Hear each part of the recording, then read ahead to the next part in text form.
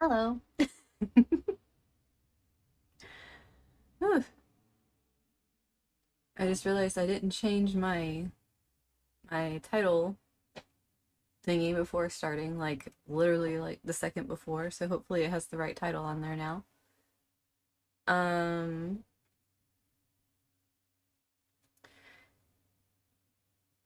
my brain just blanked out. But yeah, we are going to be doing some stuff today. Obviously Astro Chat. Um Kickstart. Nice to see you, hon. Nice way to burst in. Great entrance. But we are going to be doing the Capricorn full moon. It's a super moon. It's actually the largest super moon of the entire year today. So it has even more of a kick, so to speak, to it than usual. Um it also has the name of Thunder Moon going with it, so boom bitches. But there is obviously a lot going on in this full moon. So what I'm gonna do is a general overview of this moon that is currently literally happening. Like it went exact a couple hours ago. Um so it was like building up overnight, went exact like maybe 2-3 hours ago, and we're like in it right now. We're like in the midst of it. So I'm going to be going over the general for that for everyone, kind of like, the energy for that. And then I'm going to head into doing some viewer charts for you guys as well. So you can kind of see, like, generally how everything's impacting, and then see kind of how it would be in someone's personal chart.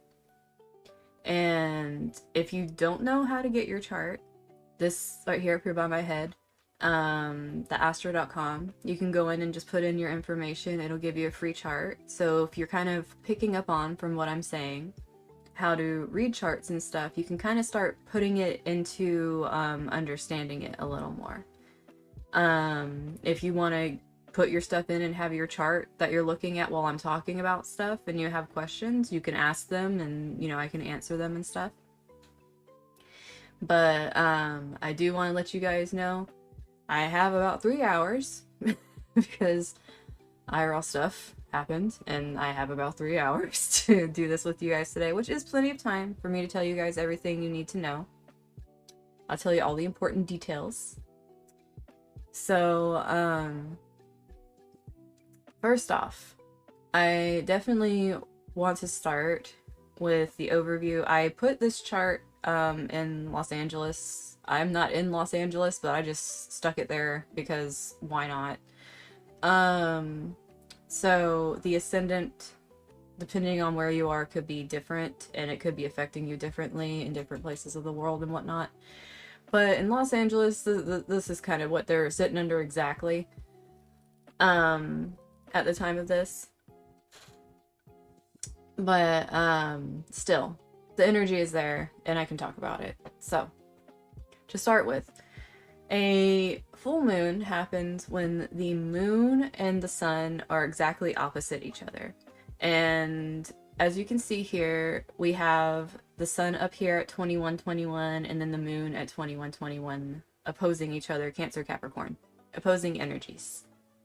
Now, that's what makes a full moon, is when that happens. Now, if you guys are looking at this chart, you're seeing a whole bunch of red. And, hey, Gallant! If you're seeing a whole bunch of red, usually that means that this is going to be a more challenging, it's going to be a more challenging aspect to deal with. It could easily, because Cancer is concerned in this, be more emotional. Since Cancer in this chart is specifically being highlighted in the 10th house, this would be emotional things, dealing with work, dealing with like having to communicate with people, things being brought to light in the workspace that would be very uncomfortable, and obviously kind of out of left field, and having to balance the fact that, hey, I'm not spending enough time at home and like my emotions are a wreck because of this. It's kind of like what I would get from this chart. And like really having to change some things up or things are going to fall apart is kind of what this chart gives me. Like off the bat, this is like home work life issues that if there isn't balance, you're going through the most right now and feeling very emotional while going through the most and really wanting to talk about it, but feeling extremely misunderstood because the place you're talking from is this Chiron in Aries over here, where you're trying to talk about yourself, but people may be telling you you're talking too much about yourself and they don't want to hear it, which hurts you even more because this is coming from a very wounded place. So this is an energy of having some discretion about choosing who you open up to about what you're going through. Because if you open up to just about anyone in this energy, with, you know, the wounds you're going through, what you're trying to work through and stuff, there's a good chance you'll be met with people that are like, I have my own problems and I don't feel like dealing with your problems right now. And you'll just keep getting walls thrown at you like that, because honestly, that's what a lot of this energy is. It's like, deal with your own shit. I don't want to hear it, is pretty much the response you'll get from a lot of people. And not saying, oh, you're not late, Espa, you're good. I'm doing the general overview right now.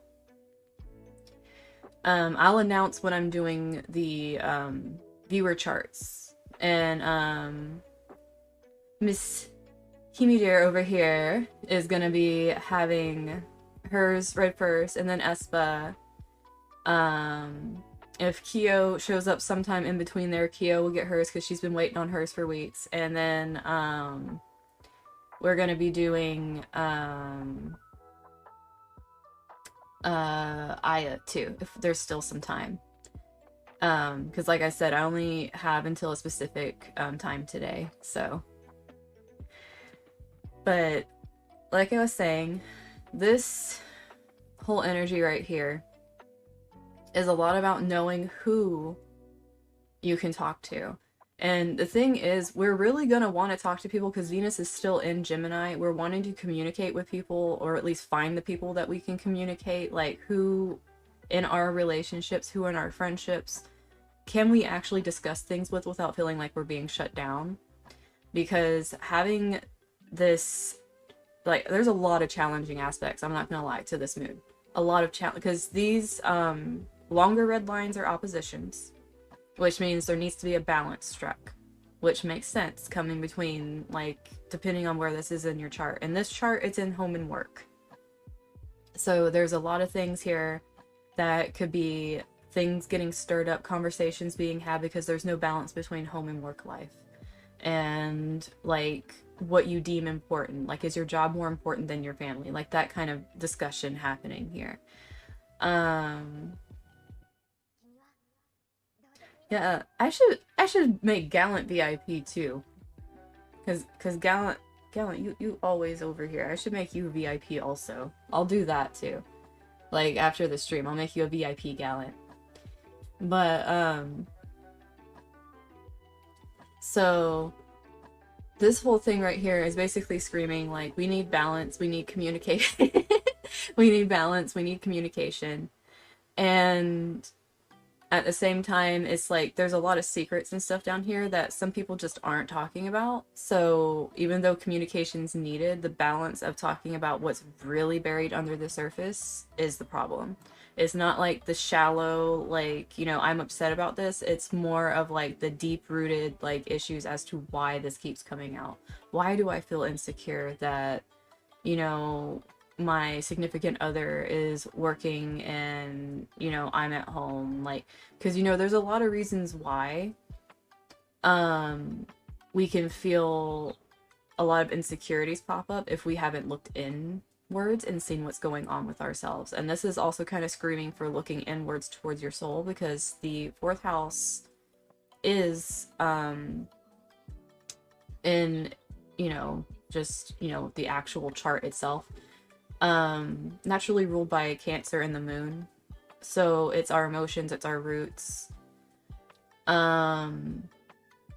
So if you aren't in touch with your emotions, if you're hiding from them, if you're hiding from yourself and you keep having outbursts and you're realizing that this is happening, it it's just going to keep coming out, and it's going to be thrown out as things in the external environment is what's causing you to feel this way, when really you have a lot of internal pressure that's happening that you're not allowing yourself to express or even like experience, because this can be very deeply rooted structural things that you might have grown up with that have been placed on you.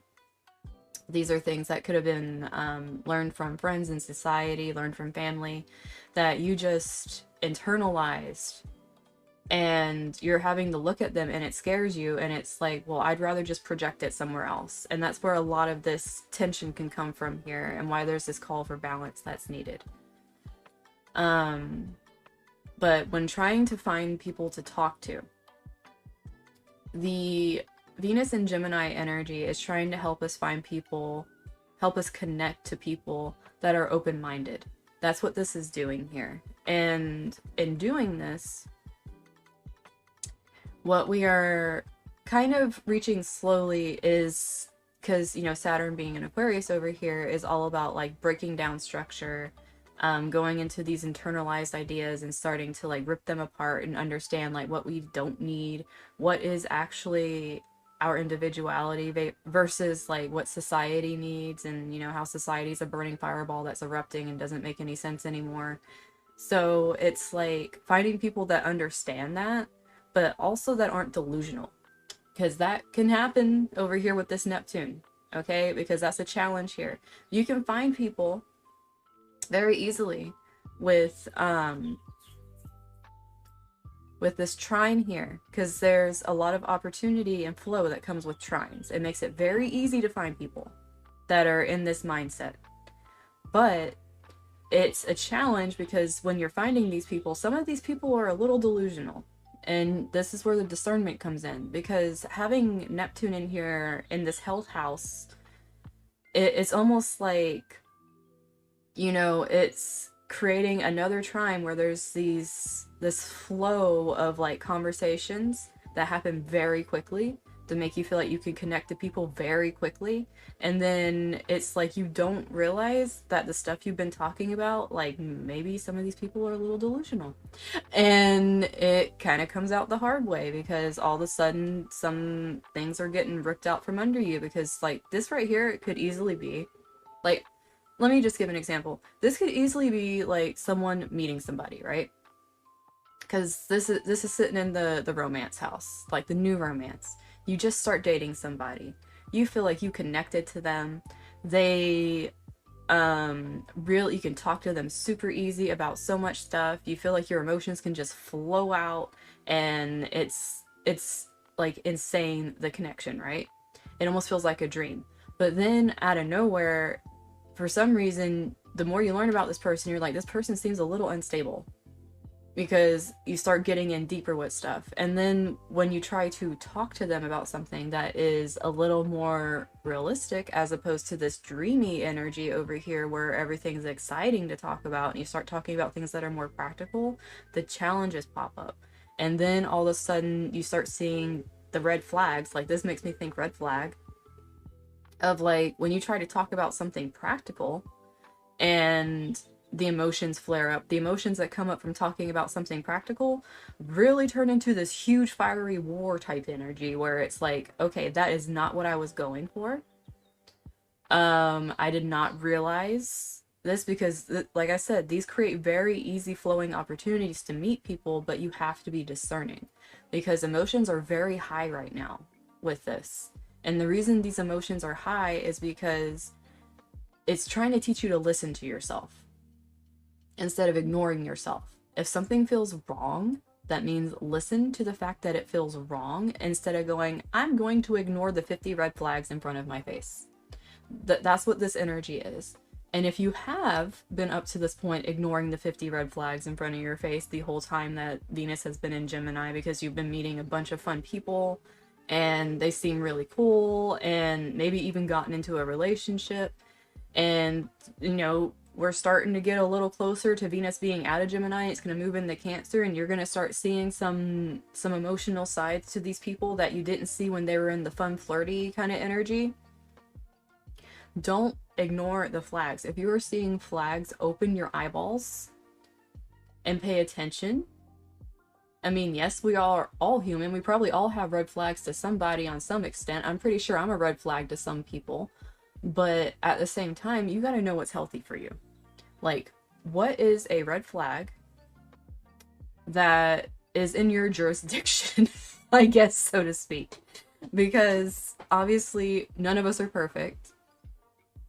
And our red flags are going to affect people differently. Some people might enjoy your red flags, you know, just because they are a similar red flag, I guess. I don't know why I'm talking about red flags so much. You're not late, Aya, you're good. But, this... the way this...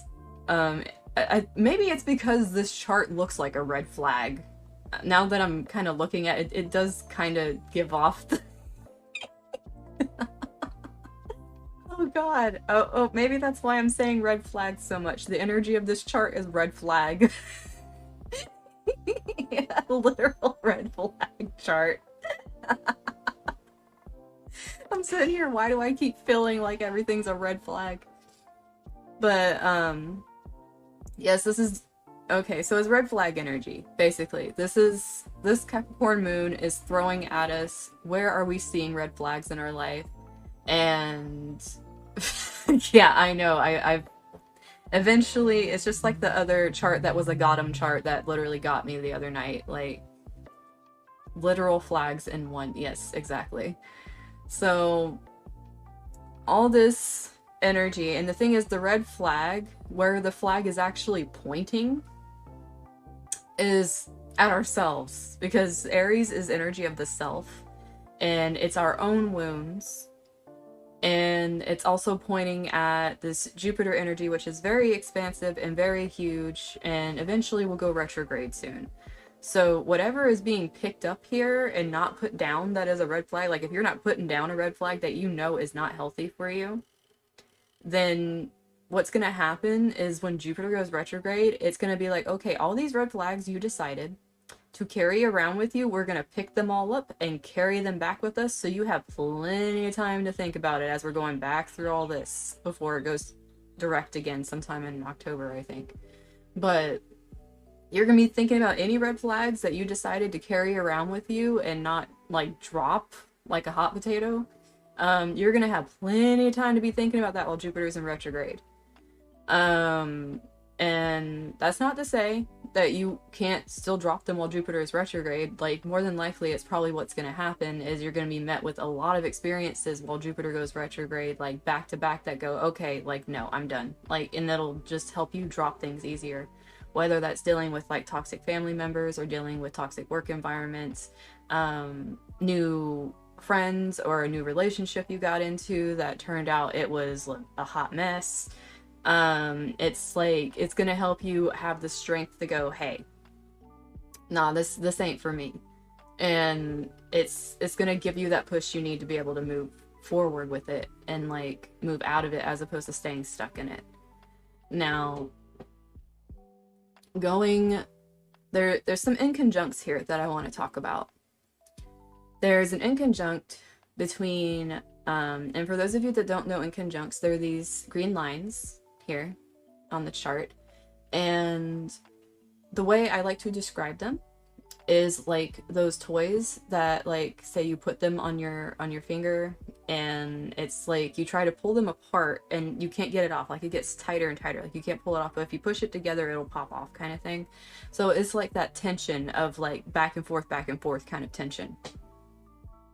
So it's almost like you run towards it and you run away from it, run towards it, run away from it, because it's a very, very polarizing energy. And that's because, to explain it in astrology terms, is because you're having energies connecting to each other that are different modalities. And what modalities are things like mutable, fixed, and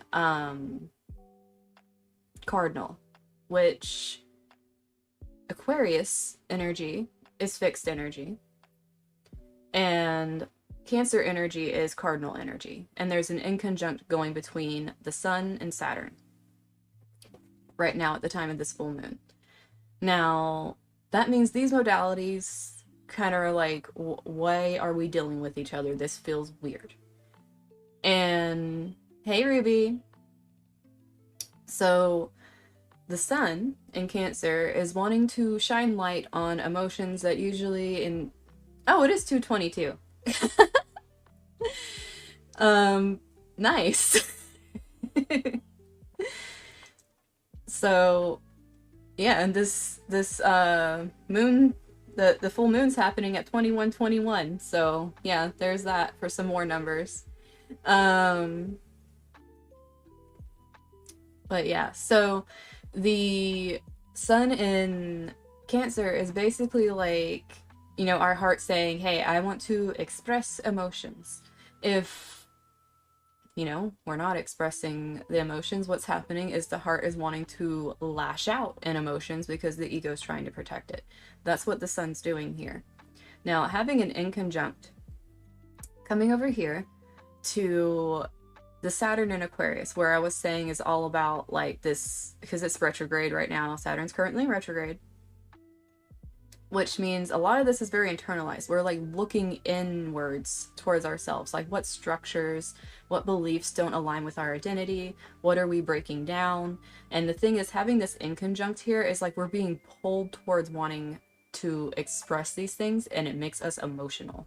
And when we're trying to express these things, at the same time we want to run from it because we're sitting here like, why am I talking about this? Like, this is my business, and I'm talking about it to people that I barely know. You might even be bringing it up at work or to people you just met, and you're just like, what the hell is wrong with me? And the thing is, that's what's gonna make you be like, I don't want to deal with this energy right now. Like, and that's why you're fighting it, but at the same time, you're being pulled towards doing it. And this could also be, for some people, if you have children, this could be dealing with, you know, things dealing with schools and institutions that you're having to deal with, and, you know, dealing with things in the workplace. This could be dealing with medical issues as well. So all these things are kind of coming up here and being brought to the forefront right now. It could also, I'm kind of getting the feeling of charity as well, like charity being a focus. As well, because, you know, this is also the house of gifts, and having, like, being a very giving and generous energy. If we're looking towards the humanitarian aspect of Aquarius, that would really kind of lend towards charity, and how this is like really wanting to shine light on the fact that things need to be more generous and charitable towards those that are suffering. And that could be another aspect of this that's happening on a general scale, with maybe different companies, different people, whether they're entrepreneurs that are doing charity work, or they are like actual businesses that are doing it for tax write-offs, because you know, I mean, look at all this shit sitting in the 8th house. There's people doing stuff for tax write-offs right now, but but like that's just gonna happen. Like, having Taurus energy sitting in the 8th house, like they're doing some stuff for some tax write-offs. They're using this energy where it's like this Capricorn moon to be setting some stuff up, to be sitting on some good money, maybe investing some things into some unexpected good returns and stuff. This could also lend to unexpected returns from investments as well, because having Uranus in here, like tightly conjunct the North Node, could be some very unexpected energy coming from this moon if you've been investing. Depending on what you've been investing in, could have good returns, because this isn't something that you would necessarily be like, oh, I was expecting to get this. Like, this is like, you know, our resources and different things like that. So it could have been like, oh, my kitty's in here. Yeah, hi. What? What? Hi. Yes, you can come sit. Um, little Sophie's in here. She's my Gemini kitty. Um, so she I'm just still talking about her as I'm petting her. Hi, Sophie. Um, but what was I saying? La la la la la la la la. Oh yeah, because Taurus is dealing with finances and the environment and things like that. If you've invested in things like, you know, things with doing like biotech and things like that, there could be some investments coming back at this time dealing with biotech. That wouldn't surprise me, honestly, because, you know, dealing with the environment and stuff, or if you've been putting a lot of money into the environment and seeing returns in that. But this could also lead to some challenges dealing with this as well, because obviously people can get up in arms about pretty much anything, and with Mars being in Taurus, you know, next to all this stuff and having some squares. I need a drink of water. Having some squares.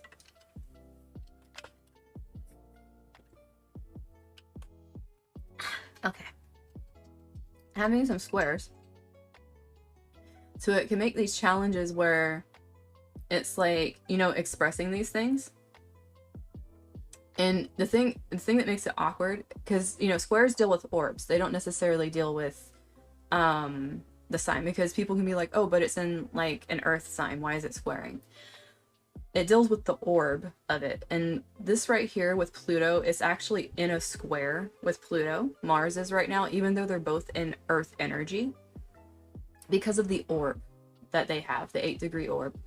And basically what is happening is that the hard working energy of Capricorn and Pluto and having to do all this internal struggle it's a challenge, because having Mars in Taurus as a way to motivate us to move through this energy is very slow. And it can feel like a challenge. It can feel like we are trudging through not mud, but literally trying to dig our way through rocks with our hands as we're trying to, yeah. Oh, it actually is called orbs, like 8-degree orbs. Like there's different types of orbs, like inconjuncts have 2 to 3 degree orbs. When what? You just came up. You just came up here. You want to come back? What? Are you not sure? Huh? You want to go out? Here. Let me little kitty out of the room real quick. I'll be back. Okay. Come on, Sophie.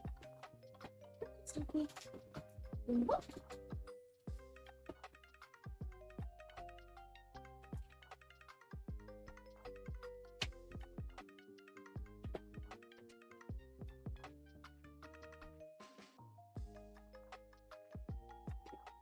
Okay.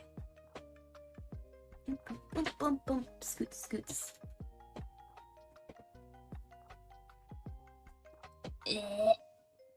I'll get here eventually.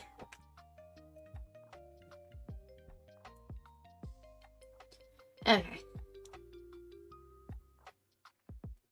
She wanted to go out and explore the other rooms. So back to what I was saying.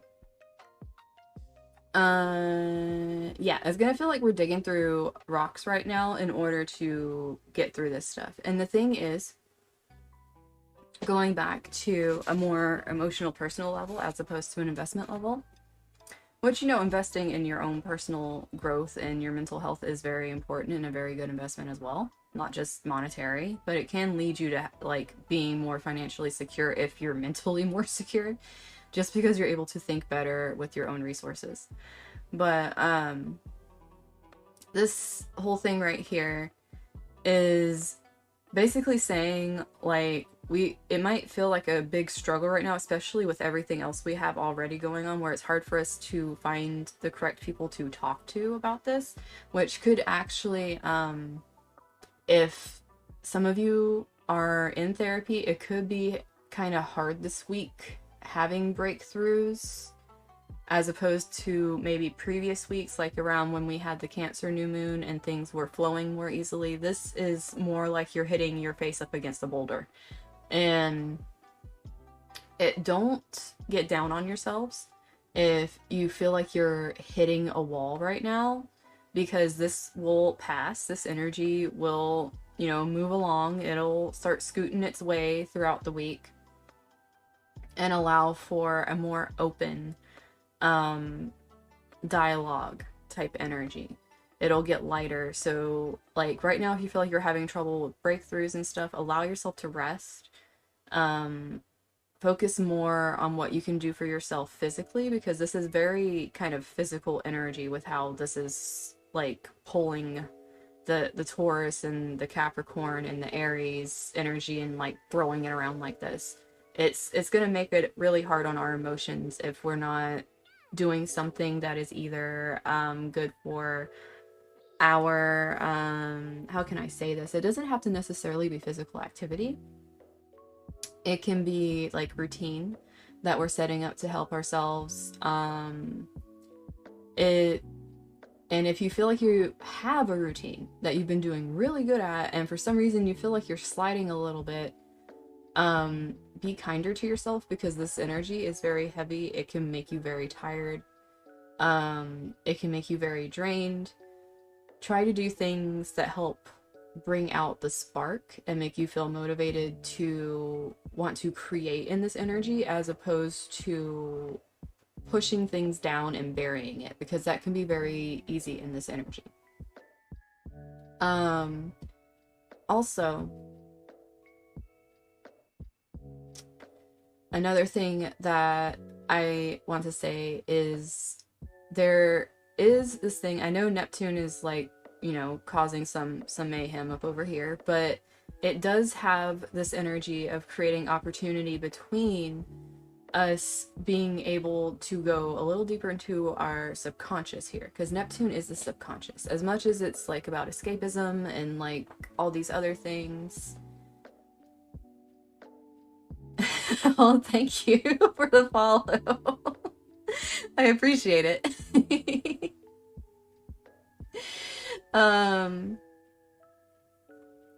But depending on what you're trying to do, this Pluto and Moon being conjunct over here is already doing the most with our emotional state and our subconscious. But having this opportunity happening between Neptune, and it's in retrograde too, so this is like an internal kind of struggle. Other people probably aren't seeing this happening. So, especially since it's like home and health, and I mean, coworkers might be able to notice it, which is probably why people are trying to talk about it in the workplace, and it's freaking annoying, and you're just like, leave me be kind of thing. Like, this could really lend to some explosive things happening in the workplace, I'm not gonna lie. But that's, if that happens, you know, don't be so hard on yourself. Understand that you're human and shit happens. Also, this could also be because you're meant to, and I'm not saying everyone run out and quit your jobs and go on strike and do random shit like that. That is not what I'm saying. But for some people, this could be, depending on where this is personally in your chart, wherever this is hitting, it could be actually something that's trying to spur you on to drop something that isn't for you, to go towards something that you're supposed to be doing. Because it's almost like challenging you to drop what you are used to, what you're emotionally attached to, and go towards what is actually you, as opposed to the security of what you know. Because that is something that is very Cancer in itself too, because having Cancer energy is like being comfortable in the shell, being able to go into the shell and hide when you feel like things are a little too overwhelming. But this energy is basically like sticking the Cancer in boiling water, and the Cancer's like, screw this, I'm climbing out of here because I don't want to get boiled alive. And it's like under pressure, and then realizing like, oh crap, there's something that broke my shell. Like that's what this moon is in Capricorn, this hard tool thing that broke the shell. So now you're this vulnerable little piece of meat that is trying to find its way and do what you need in order to find a new home. Now, whether that new home is literally a physical new home, whether the new home is a new work environment, or the new home is finding out how to be comfortable in this identity you're discovering with yourself, or like a new group of friends, there's new energy happening here. And imagery? Oh, do you mean my analogy? I don't know. I'm seeing it in my head as I am explaining it. So that's my I'm so scared crap. Oh, yeah. That's pretty much what's happening, okay? That's the imagery I'm seeing in my brain, and I'm just saying what I'm seeing in my brain. Red flags, and we're scared little crabs finding our way right now. And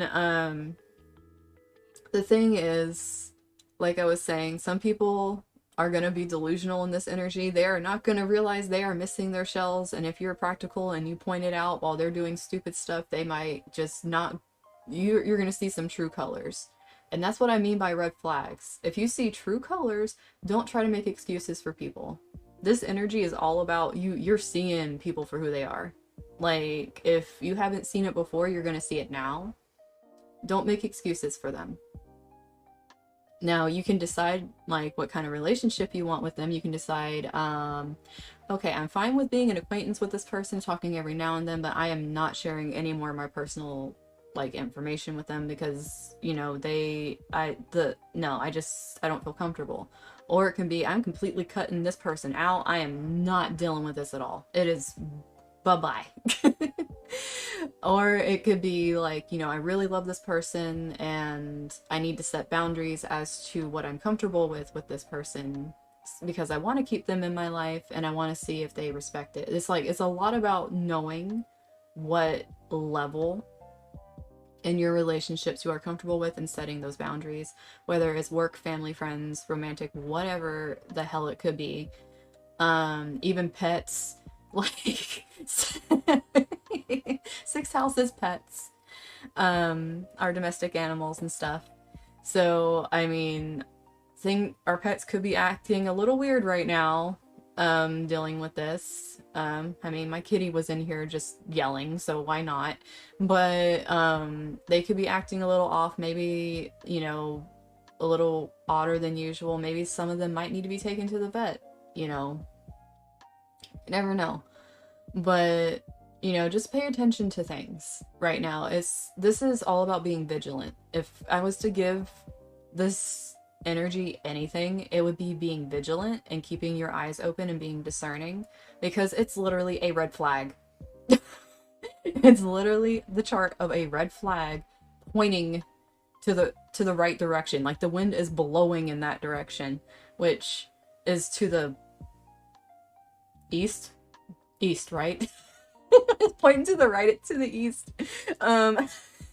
Never eat soggy wheat. Remember the compass. Oh, wheat being brought up. My mind, I love how my mind works. Wheat being brought up. Wheat is a symbol of fortune and never eat slimy worms. But wheat is a symbol of fortune and, you know, hard work and things paying off and structure being created that is meant to last. And that is another thing with this moon. If you're working with it and you are seeing the red flags, you are cutting off things and putting boundaries where it really serves you, you're creating a new foundation that is going to be very fortuitous. And this will make it easier for you to... Demeter. Yes. The wheats. But it makes it to where you can actually, it's not like the kind of fly by night generating security kind of thing. This is more of like you're making decisions that will affect for a while, is what you're doing with this moon. Like if you decide to cut someone out of your life, obviously that is going to change your life, no matter which way you look at it. If you decide to put up boundaries and you keep those boundaries up and you start teaching people how to respect you, then yes, it is going to change your life. If you put up boundaries with yourself, and you have to realize this, yeah, you could be doing a lot of external things, but there's also boundaries you need to set with yourself. Like, what are you okay with? Like, are you actually listening to what you're telling people? Or are you letting people walk all over you? Like, you gotta get down with your down with the sickness. Oh, I'm coming. You gotta get down with your own sickness here and start dealing with what's really going on, as opposed to running from it. And in doing that, you're going to find people that will stick around no matter what is happening while you're going through your shit, instead of the fly by night, you know, oh shit, like, you know, they were fun, but now I'm getting to know them and bye kind of thing. Like, because right now we're getting towards a place where we're trying to find communities, guys. We're, especially with Saturn and Aquarius, like, we're trying to find our communities. We are trying to build our communities that, you know, really like link up with who we are and how we can make change in the world the way we want to make change. And since it's in retrograde right now, it's almost like it's going back and making us revisit, like, what are we not okay with? What doesn't really click with us? And then once it goes direct, we're going to be like, I have my people and I will fight for my people. And bitches better watch out, is pretty much what this is doing right now. There's a whole group of people in their late 20s to 30, maybe 31, that are going through their Saturn return right now, because Saturn returns happen for about 2 years in the sign. And those that have that are in that age range and having their Saturn return, you're going to be really in that boat of finding your people. Now, that this may make you guys the leaders, this may make you guys the people that are like the best friends of the leader of the group or whatever it is, but you're gonna be kind of high up there with whatever kind of groups and communities are being formed. It's not gonna be like some little thing. And having this happen obviously is going to make you guys emotional if you're going through your world being ripped upside down and finding your new identity as to who you are and what you want to accomplish. And it's going to be going on for a couple years, depending on when it starts for you. If it already started for you and you're in the middle of it, I love you. Saturn returns are hard. And mine almost killed me. So, but not everyone has placements like me, so don't think yours will kill you. Mine was very, very oddly specific to what it wanted to do to me, okay? So it was very strange. Mine was a very strange case. But like, mine took place in my 6th house of health and threw me in the hospital. So yeah, I went through mine. It is done. So I'm not dealing with that anymore. And obviously came out of it. And when you go through your Saturn return, for when it happens, it changes you a lot. And it changes the foundation of who you are. And it makes you realize what you will and what you won't put up with. And if you choose to go with the changes and grow with it, it blesses you. If you fight the living hell out of your return, oh my God, I feel for you.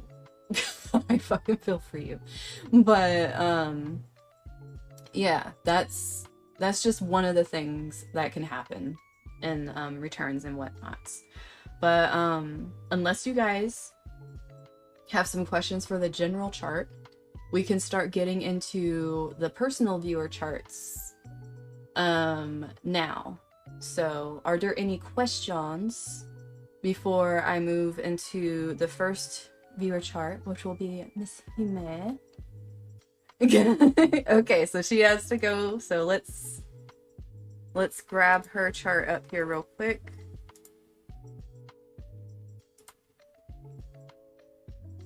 Okay, here she is. Damn. Ma'am. She's like, damn, another red flag at me. Okay. Woof. This. Woof. You're having the moon on your moon in your 11th house. Dude, people on the internet been ringing you. What are you going through, sweet baby? Oh my gosh. Your internet community's been putting you through it. What's going on with you? You poor child. Oh my gosh.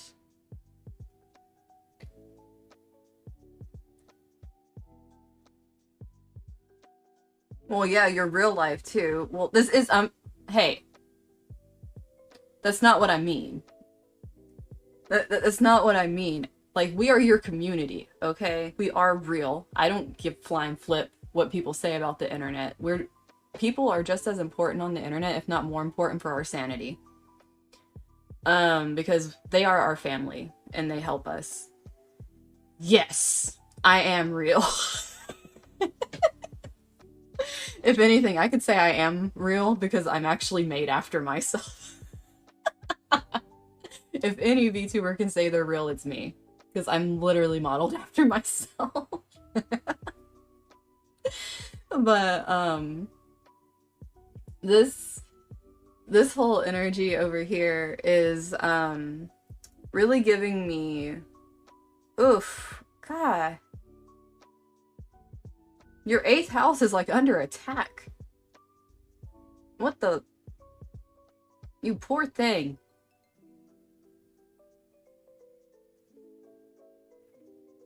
And all the Cancer stuff is in your freaking 5th house. Your chart is, like...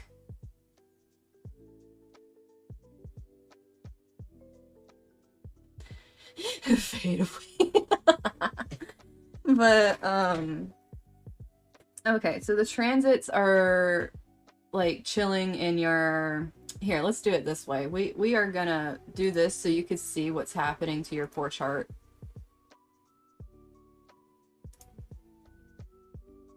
So, these green things on the outside are where things are sitting. Because, I mean, obviously you guys probably aren't gonna remember off the top of your head where everything's sitting, like how I was saying stuff was sitting in her chart. Like I was saying, the moon is chilling in her 11th house, and Mercury and the sun are chilling in her 5th house. Now, Hime over here is dealing with... You poor thing. I'm just over here. What the fuck? Oh.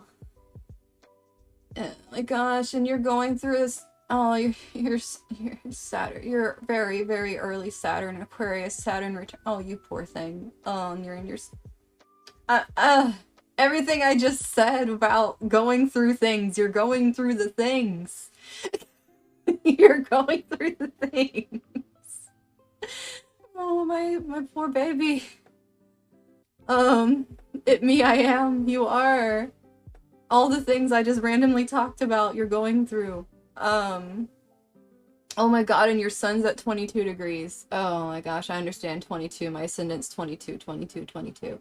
The 22 degree, has this famous name of kill or be killed, but really what the energy is like, you either do it or you don't. And if you don't do it, you're kind of fucked, is pretty much what that means. And having your sun there is like, you got to know yourself, you got to know your heart, because if you don't, you're just gonna live in your ego forever and just be a giant red flag.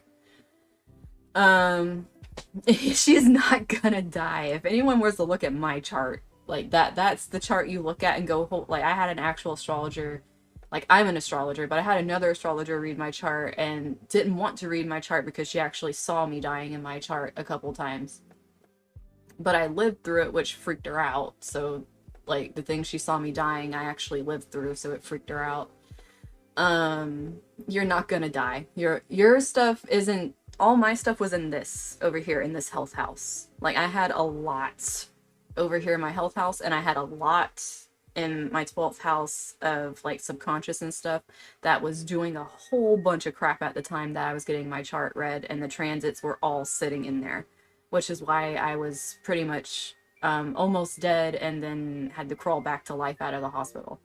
But where your stuff is sitting is more like in this friendship, communities. It's sitting with dealing with other people viewing you as like, this is possession, but with your sun being here, this is almost like people viewing you as a possession, like wanting to possess you, wanting to possess your abilities and the things that you're good at, and also like wanting to have control over how you express yourself and how you talk.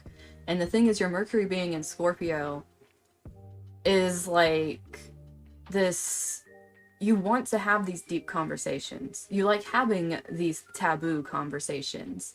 And like whether it's sexual or spiritual or just very deep, like things with psychosis and things like that, you enjoy having these kind of conversations.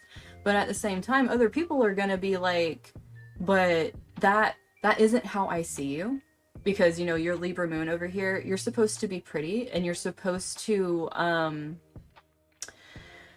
because, let me put it this way, it's like people like it better. I have no idea, this is a random lo-fi mix, so if it is, cool. But, this thing is like saying people want you to be a certain way, and they feel that you owe that to them because they own you. It's just an energy literally you have in your chart, like they own that. Like, because this is like people possessing, people invest time in you if you do things the way they want you to. If you don't, then it's like this huge challenge that you're constantly fighting of whether or not should I be myself and do what I want and, you know, get the things that I actually need, because Capricorn's like stuff that you need, you know, like it's practical things that you need to succeed. But you're over here like, but I have interests in other things. I may look to the outside that I am this cutesy whatever, but that is not me. I am a very deep individual. What drives me is very deep topics. And it's like a lot of times there is this fighting energy between what should I do to succeed and what should I do that actually interests me.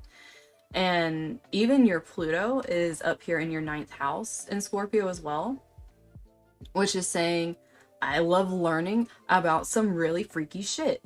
That's what makes me excited. I like traveling to places that are taboo. I like learning about things that are taboo. It's like you literally, like, that's your energy. Is like you want this stuff, but other people see you like you have this interception here, which literally, like the Pisces Virgo energy, when you have an interception, this is saying like you need someone to help you with this. Like you need and it's in your first. Why are all you people that I've been reading charts for have interceptions in your 1st and 7th house? What is this? Why am I finding all you people that have your 1st and 7th house interceptions where you need help through friends to find your energies? And it's usually the energy I have, because it's like, I was born this way, I don't know. You're not the only one. It's pretty much everyone I have read a chart for so far out of you guys has had this interception, and it's your energy that's intercepted is energy I have in my chart. That's very strong energy that I have in my chart, because my moon is in Virgo, and my moon is very heavily aspected, so it has like a lot of energy, and that's the energy you need help learning, because like it's intercepted over here. You need someone to show you how to like tap into this, because you have very freaking community. I'm finding the community is pretty much what's happening. I'm finding my community of peoples that connect to me, because you guys have your your things intercepted and I have the things you need to learn, I guess. But yeah, Aya's one of the 1/7 like thing. I'm pretty sure Espa is too. I think Espa did either Espa no Espa I think was different. I think Kyo had a 1/7 also. But this whole thing happening here is like you have your Virgo and your with your Venus and your Jupiter, they're very tightly conjunct, like very tightly, like they're off by like 5 minutes. And having that is like, this is like a huge blessing that comes from relationships and friendships you have with people. But since it's intercepted, it's like, what the actual fuck? And you don't know how to feel when these things happen. And the thing is, you're given these opportunities that come from your North Node as well as Neptune, which will scare you because it's like literally coming off the internet. Like when you meet people on the internet, it's hard because it feels like it's supposed to be there. Like you just have like this gut thing and you don't understand why you have a gut thing, but you have it. And there's no way to explain it. And since it's like this Virgo energy, you want to be practical about it. You don't want to like just be like, well, fuck it. You know, whatever happens. It's like, but that's the only thing that's not challenging you. It's trying to create like this flow for you of finding these friendships that are outside of these other people that are trying to own you. Because what's trying to own you seems to be very masculine energy. Like like Mars and the sun is masculine energy. Mercury, it's mutable. It can do what it wants. Like Hermes does its own thing. Hey, Sunny. But Mercury does its own thing. You know, and I feel it's like Gemini energy. We can do the flippy floppy where we are either like whatever, you know, but at the same time, what's in here trying to sit on your beautiful Libra energy, which is supposed to be like this feminine Venusian energy, is masculine energy that's forcing it down. And it's like, that can be very confusing. And that's why it's so challenging. Sonny? Sonny? But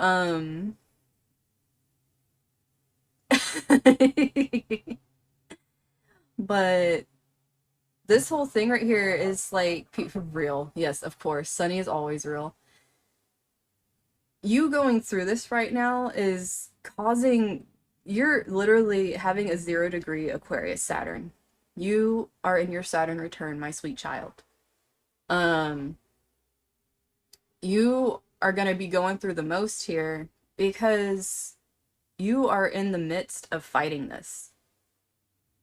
You are going through the midst of the backwards and forwards, and until Saturn is not in Aquarius anymore and it's in Pisces and it stays away from you, that's when the full lesson's been learned. You've been going through this for at least it might have started little pings last year, like little moments started cropping up last year where things were happening, where things were starting to kind of break down and seem a little wobbly, right? And then it's like it might solidify a little bit. Then it came into this year and it went psycho. It like things, what you thought was like, okay, maybe it's getting a little solidified again. I had a little break from it. And then all of a sudden it's like, nope, we just made you think that because we wanted you to learn the easy way and hopefully change it with the little blips we gave you. But since you didn't change it, we're going to just throw it in your face and make you change it now. And now it's been nonstop, nothing but you having to change your life. And where this is happening, you don't know because it is happening in the 12th house of what the hell is happening? That's literally what the 12th house is what the hell is happening? And it's like, it happens very subconsciously. Your dreams, if you are dreaming, because sometimes this can be so overloaded that it will like cut your dreams off completely and completely fuck up your sleep. But if you are dreaming, your dreams are like a hot mess. And I wouldn't be surprised if you're having nightmares over like identity crisis type things. What the hell is happening? I mean, the 12th house does have good stuff in it, but her going through her Saturn return in her 12th house, and right now Saturn is like humping her ascendant, like quite literally, it's in retrograde humping her ascendant right here. It went out of her 12th house for like, I don't know, maybe like a couple weeks, like back when it was direct. But now it is retrograde and it's going back. So what you thought you got away from maybe a couple weeks ago, things were going a little lighter. Maybe you were starting to change your hair or change some stuff about your appearance a little bit. All of a sudden, like that got put on the back burner and now you're going back to this shit. We're doing good today, G. But literally this moved into your first house for a little bit. And you had maybe a good couple of weeks where things seemed to be going good. You were like, "Hey, I feel like changing up what I look like, maybe changing up some outfits, changing up could even be internet type stuff, changing up like profile pictures, arts and things like that, social medias." But you know what? It's done with that. It's done. It's going back into your 12th house where all that other crap was happening for like the beginning of this year. It's going back. So what you thought you kind of started moving away from, you're starting to feel it very heavy again right now. And it's going to start hitting everything again. Because it's it takes no prisoners, man. You think you get away from it and you learn some stuff about yourself, and the reason it's beating up your subconscious so bad is because it's trying to make you like solidify what is true. What is freaking true in this messy, messy, dark place in here, to where when you come out and you show who you actually are, it is actually you. That's what this whole thing is. So it's gonna feel like this could be a lot of like mental health things being broken down, your stigmas around mental health, people telling you what you should be doing with your mental health and feeling like you're a lost cause at points. And the whole thing is here, like, one thing I do want to point out, your Leo Chiron over here, having this in conjunct to your North Node, feels uncomfortable. I mean, you're in conjunct to your, I didn't mean to say North Node, I meant to say Uranus, is uncomfortable because Uranus is all about unexpected things happening. And Chiron's all about like using our stuff that we've been through, the shit we've been going through to like better ourselves and become better versions of ourselves. And this is sitting in your 6th house.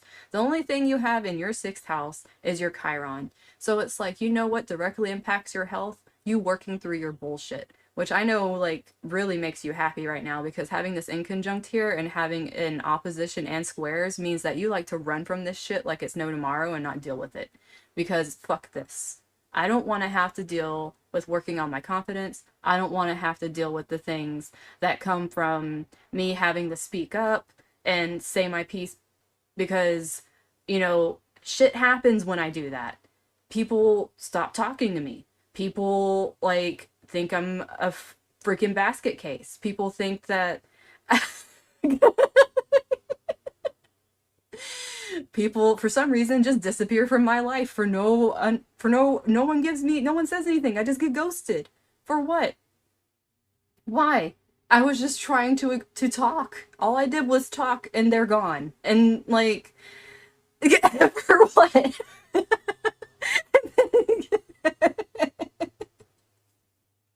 And that's pretty much what this poor little guy over here is doing. Like, he's just like, dude, fuck them. That's what your Chiron is saying, is fuck them.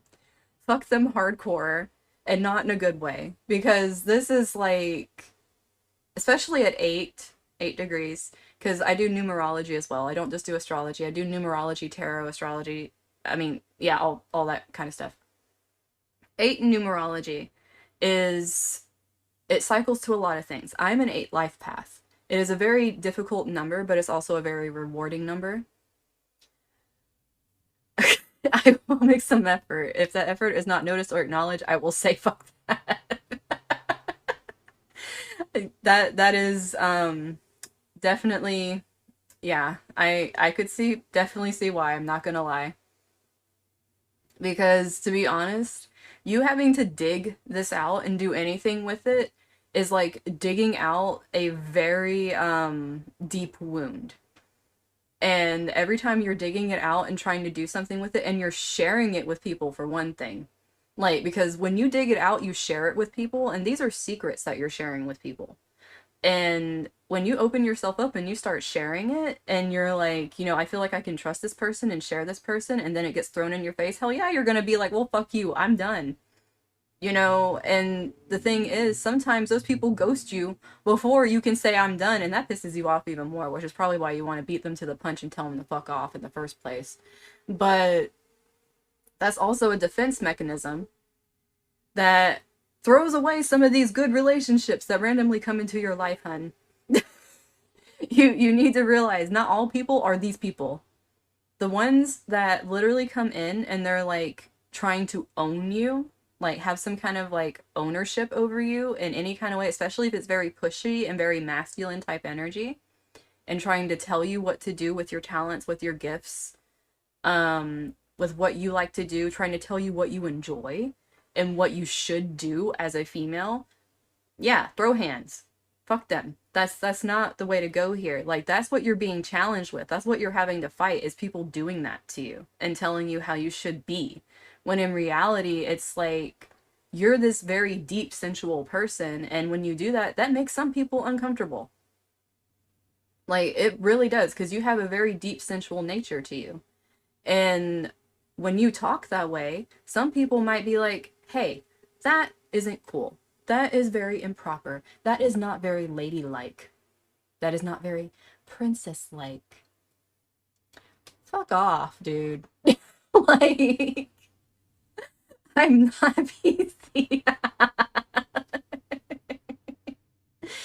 So, yeah, for real. This is pretty much what it is here. It's like people need to understand this about you. And the thing is, you love learning about the things that make people go, oh my God, did you really just bring that up? Did you really just say that? And I'm gonna go ahead and tell you right now, I'm one of the people that love it when people bring up stuff like that, especially if I don't know about it, because I'll want to learn about it. So I think that's why I like you so much, because it's like, oh wait, I didn't know about that. I'm gonna go look that up. Like, that's probably why I like. But tell me something. Tell them to be something you are far from. Nah, be free. But you have like all this, and the thing is, Capricorn energy is very restrictive. And what I feel this moon is doing for you personally, because even though your red flags are facing off over in this direction, the full moon's red flags are facing over here. Like, because if you remember the chart that I pulled up earlier, the red flag was facing this way. So you're actually experiencing right now what is called a grand cross. Now, Aya knows about grand crosses because she made fun of mine, and then she had one in her chart, and you know that, there you go, that's karma, irony, all in one thing. But basically what's happening is there's a box being made here that you can't see because the transits don't show it. But she was born with the karma.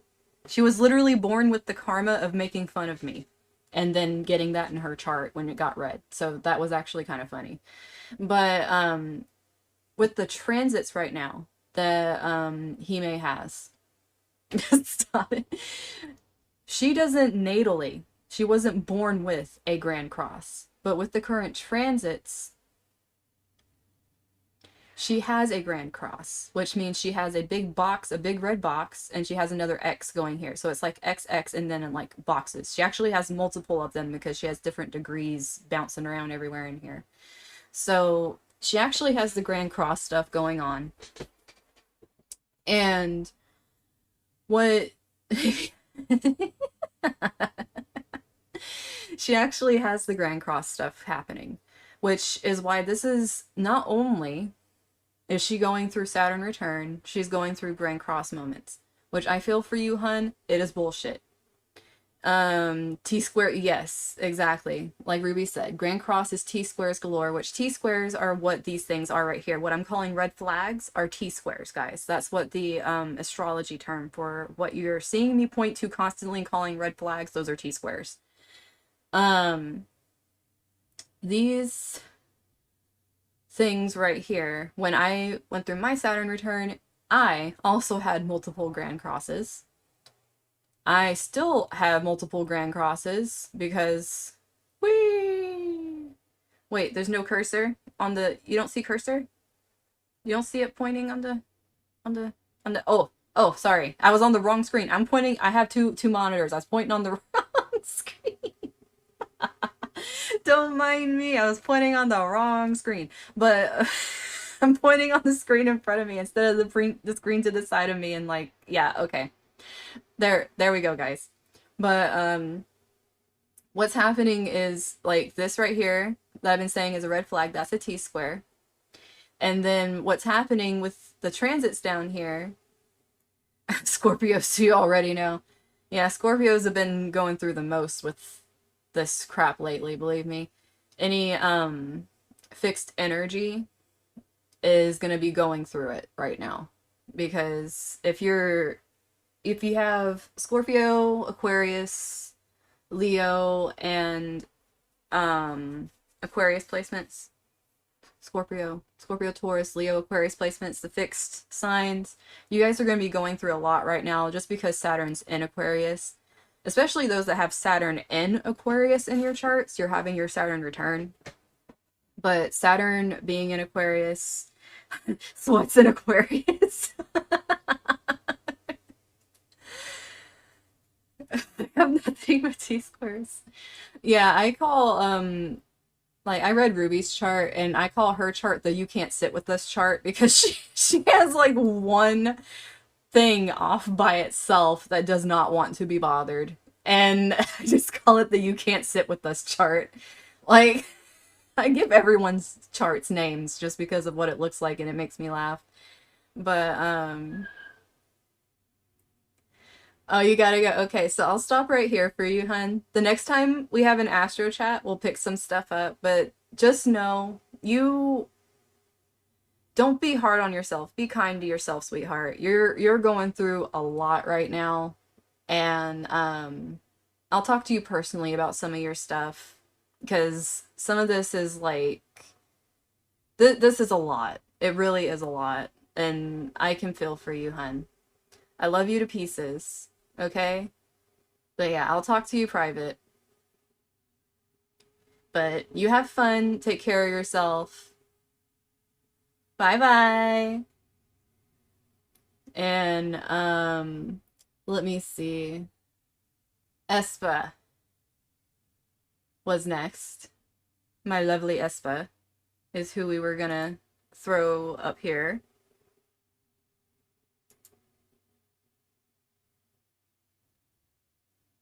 Where are you at, Espa?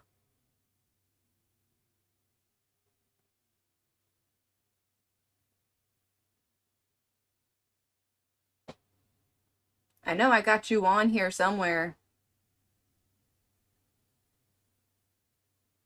You should be up here with May and... Where the hell did you go? Well, I was gonna do Kyo after Espa, but Kyo still isn't awake. Unless... Since Sunny has not... Kyo, if you're okay with it, since Sunny has not had their chart done, would you be okay if Sunny actually gets to have a chart done? Live for everybody.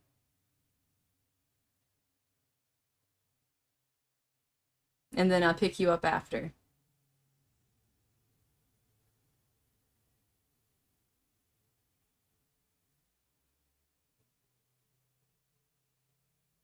I don't want to just say yes. But I honestly am kind of curious about Sunny.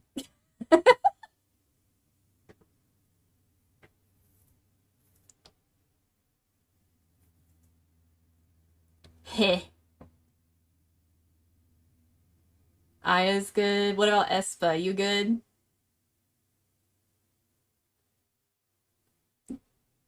No, this isn't for Kyo. I'm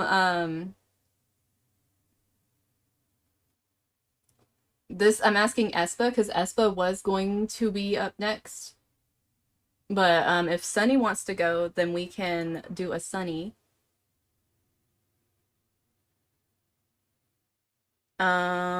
Let's hide this while I put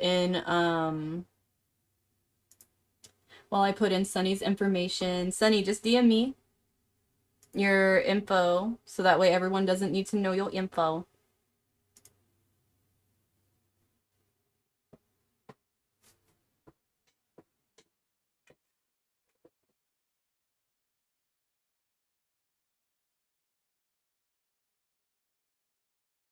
And I'm hiding the screen so you guys can't see Sunny's info.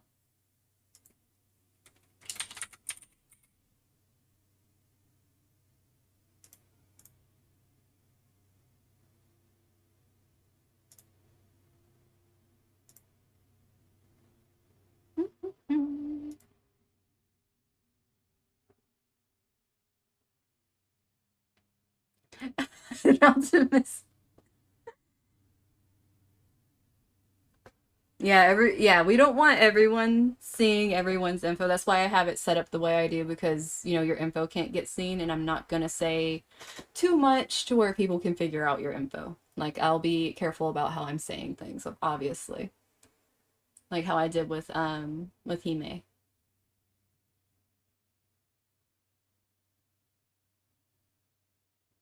I know you're like so opposite side of everything for me.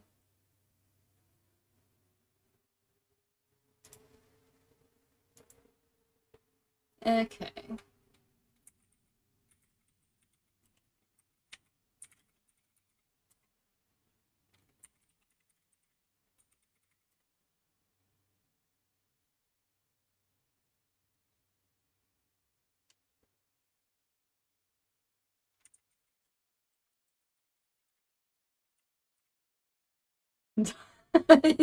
Yeah, for real.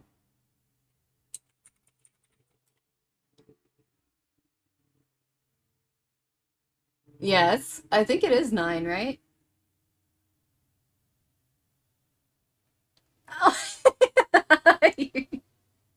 You're gonna be okay, Sunny. You can have Sunny, you can have a safe word too. I've told everyone this. If something is yeah, you're like a 9-hour difference from me and Aya. But if it is midnight for you.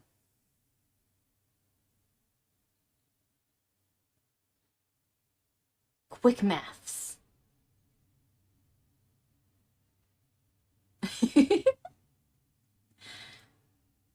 But yeah, you could have a safe word, like say if something is getting a little too personal and you're like, here, like you just type the safe word and I'll be like, yep, okay.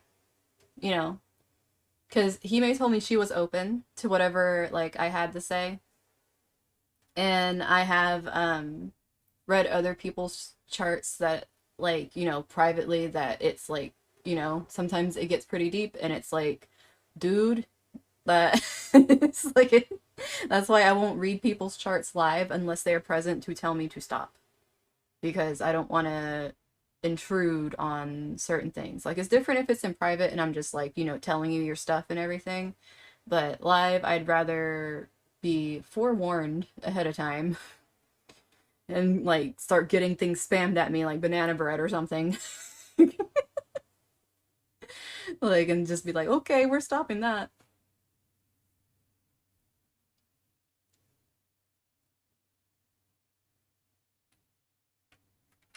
Yes.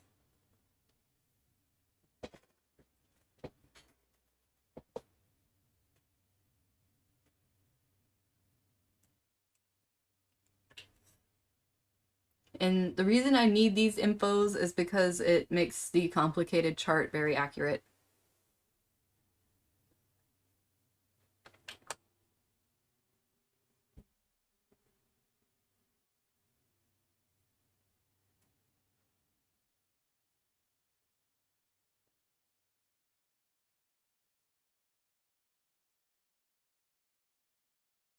Aight. We getting there. We're getting some thingus.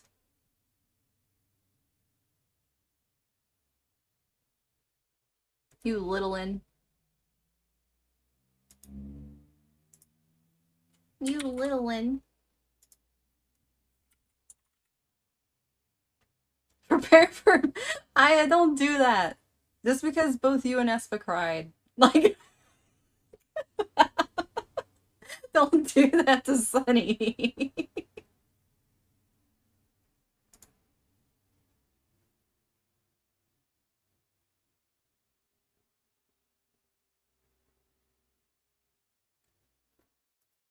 Not a little baby.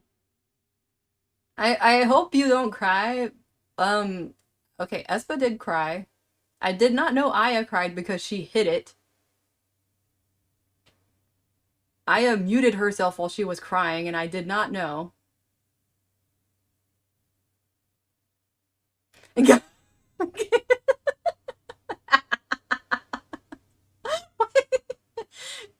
gets personal. It gets personal sometimes. That's why I said you need to have a safe word. What's your safe word, Sunny? Emotional damage is Sunny's safe word.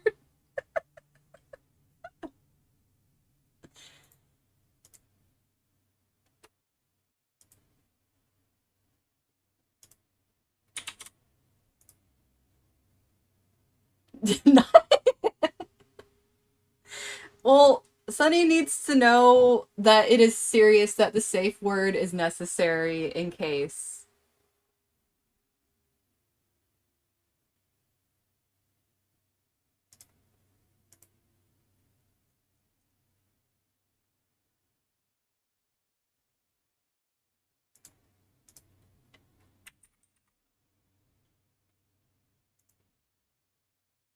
Need to make sure I'm typing this right. Yup. Yup, yup. Yep. Okay.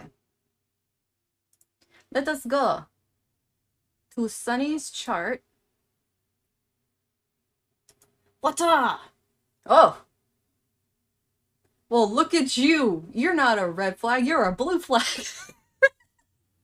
It's no wonder your shit's so cute. I don't know why. I immediately looked at your chart and thought cute. You're adorable. I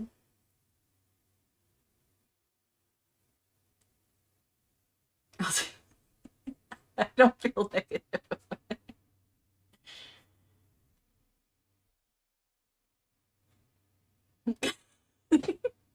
I don't know. I don't know. It just made me think cute. You have one red, okay, you have one very large red flag in your chart. Um, right here. Like this T-square right here, you have one very large red flag. But you have this cute little, just eerie, like tons of tiny little blue flags that are so cute. But I don't know. Like oh, I'm ready. And these actually have the transits up here already, so that's good. Okay. Do do not. Espa is so cute. Espa's adorable. Um, but let's see. You. I'm just checking. I'm just checking out your stuff. I'm just checking it out. I'm just checking it out. Okay, so to start with, you little oh, you have your sun in your fifth. That's cute. Your sun's see, I'm just okay, look. I want to know how many times I say cute while I'm reading Sunny's chart, because the first thing I said when I looked at this chart is cute, and I haven't started really reading it yet. So, if I say cute a lot of times, Yeah, sun in fifth. I was about to say the sun in the fifth house is so freaking cute. I was literally about to say that. We can do a cute calendar. And if you guys don't know, Ruby has been with me for a while. She was with me before I went on my hiatus, and she knows astrology with me. So she's gonna notice a lot of stuff too. Hop in her DMs or fighting. I am not here to mitigate. I am big sis, not mom. Remember that. You guys can do whatever you want in your DMs. But yeah, me and Ruby been friends for a while. I'm a noob, don't mind me. You won't be a noob if you know me. I will teach. Oh my gosh, Aya's letting her secret kinky part out in her chart that's hidden from everybody that no one knows about. It'll get out eventually. She's learning. But so let's see.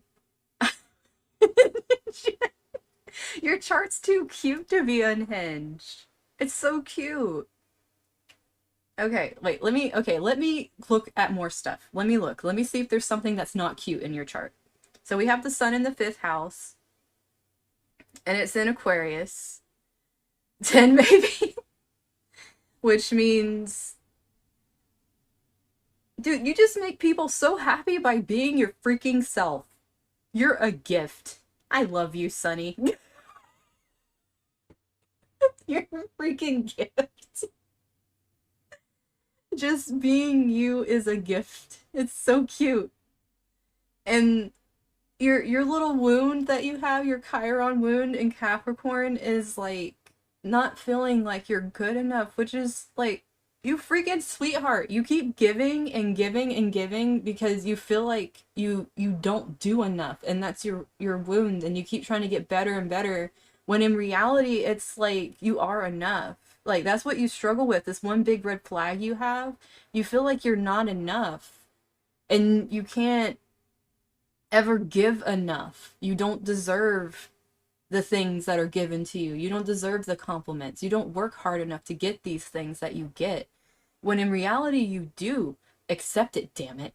Like, you need to accept it. You're fucking adorable. This, oh my god, and your Jupiter's in Cancer, like me. It's cute. Jupiter is exalted in Cancer. Red and blue flags. Yes, Sunny's blue flags balance out Yume's red flags. Your Jupiter is in Cancer like mine. And Jupiter in Cancer is exalted. Yeah, purple is sexy. Ayo. But your Jupiter's in Cancer like mine. Yeah, like Ruby too. We have exalted Jupiters. Yours is retrograde in the 11th house, which means, so Jupiter, what it does is, Jupiter is the planet that wants to like bring you blessings, right? It wants to like give you things and show you where all your great shit is, right? And it's like, if you do the cool stuff that Jupiter likes, like how it is in your chart, then it gives you more stuff. And with you, you have like this internalized Jupiter thing going on. Yeah, Jupiter's like a sugar daddy. He really is. It's Zeus. Think of it as Zeus. Not ASMR Zeus, like an Albin stream that scarred me for life. But like, you know, like good Zeus, like Big Daddy Jupe over here wanting to like give you some sugars. And basically, Zaddy Zeus, yes. So you having this but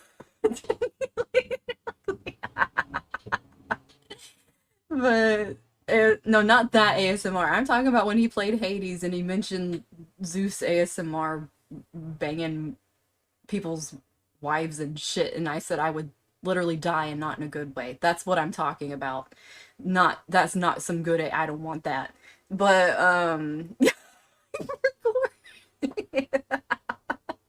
that's what I was talking about. You have this thing, and see, I want to say this to you, Sunny. You're sweet. Jupiter in Cancer over here. The reason Jupiter in Cancer is exalted is because the way you get these blessings and you get this good fortune and this good luck and everything that Jupiter brings is literally just by being a fucking decent human being and being kind and wanting to like help people and be nurturing and sweet. Like literally that's all Jupiter in Cancer wants, is for you to be a sweet, good person and you connect. Connect.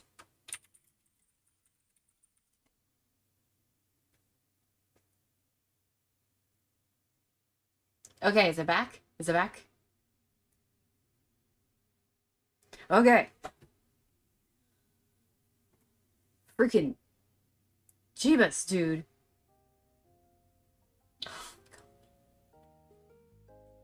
Why? Why is the internet doing this? I don't understand. Like, I seriously do not understand why the internet does this. And it's been happening in regions like everywhere, and it's driving me freaking bonkers, and now it's trying to make its way down to me. It needs to go somewhere. Like, leave me alone. Go have bad internet somewhere else. Don't bother me. Fix your stuff.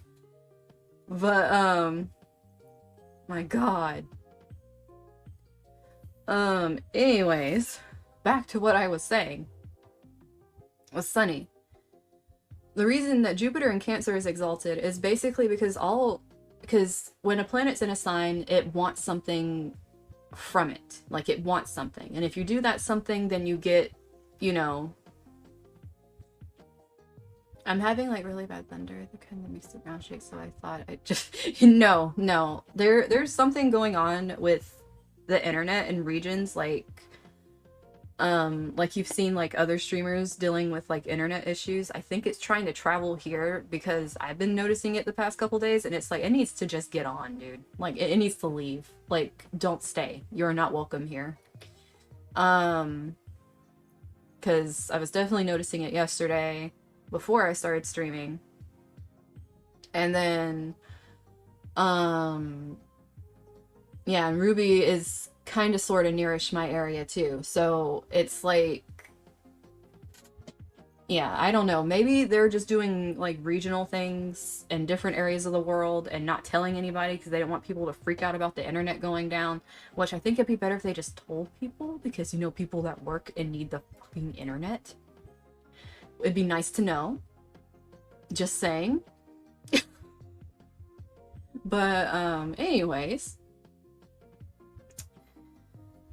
back to what I was saying. So when a planet's in a sign, it wants certain things and it acts different according to the sign it's in. Now, Jupiter being in Cancer is exalted because basically all Jupiter wants in Cancer is for the qualities of Cancer, like the best qualities of Cancer, to be acted upon. And that's it. And the best qualities of Cancer is being loving, being nurturing, being emotionally vulnerable, being open, and being kind, and being there to help other people and actually genuinely want to share love with other people and bring people up and put them in a good place. And when you're doing that naturally because it's how you are, then basically, you know, I mean, that's what my Jupiter is. Ruby has the same thing, and now we see Sunny has the same thing as well, which is probably why I was thinking your chart's so fucking adorable without realizing your Jupiter's in Cancer. Usually that kind of energy is just, like, when people have that energy, it's really nice to be around them because they don't even realize why they like making people feel good. They just like doing it, and it's like a natural thing to them, and it makes them happy. And then when they make others feel good, good things happen to them, and they don't know why, and it does not make sense. Which, you having your Chiron in Capricorn opposing that is gonna make you feel very confused, because it's like, you do this very, very easily on the internet, might I add. You do it very easy on the internet. Almost to the point where, like, the more you do it on the internet, the more blessings you will receive, the bigger the community you have will be, like, the kinder you show this side of yourself on the internet, the more warm and welcoming you are. Like, because I feel like you're not even fully showing all of yourself. Because since this is retrograde, this means you actually internalize some of this goodness. You don't fully share all of who you are, probably because of that vulnerability and feeling like you don't deserve a lot of the praise and stuff that you get. And it makes you hide away some of it.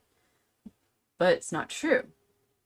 Like, yes, this helps you work hard and it helps you, you know, improve upon yourself and all that stuff. Like having the Chiron down here, it's like, yeah, I'm gonna keep improving on myself. I'm gonna keep, you know, when I meet people, I'm going to put my best foot forward and all that stuff.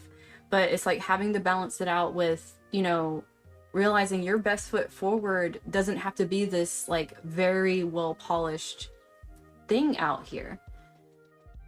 And it's like this struggle of balancing that you're good enough just being you, like completely you, instead of having to hide and internalize some of this vulnerable you, because I feel like you try to polish some of this emotion and you don't need to. Some of your very raw, funny, emotional things, if you were to like not be so polished about it and fight it and try to balance it out like you do, it would get a lot more response, and it would be something that how can I put this? It would make people, how can I put this?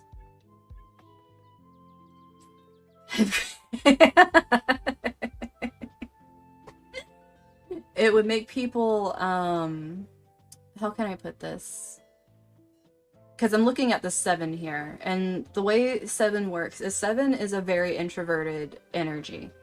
So this also going with your Jupiter being retrograde means I feel like there is definitely some part of you that you hide that would be very beneficial, not only to you, but also to your internet community. This part of you has a lot to do with yourself, Sunny, because it's literally doing that thing. I don't know if you were here earlier when I explained how inconjuncts work, but it makes you both want to run towards it and run away from it at the same time, and it feels very conflicting. And you have it inconjuncts going between Aquarius and Cancer energy. So it's like between wanting to seem like you're not so completely connected, like, oh yeah, I'm playing, you know, I have my wall, like even if I was showing emotion, haha, funny kind of thing. But like you have this coworker thing, which I think is funny, that your internet family is Combini crew, and you're really your coworker house has Venus in here for your relationships. I'm just gonna say that's kind of funny. You're part of your coworkers over here, primary cashier.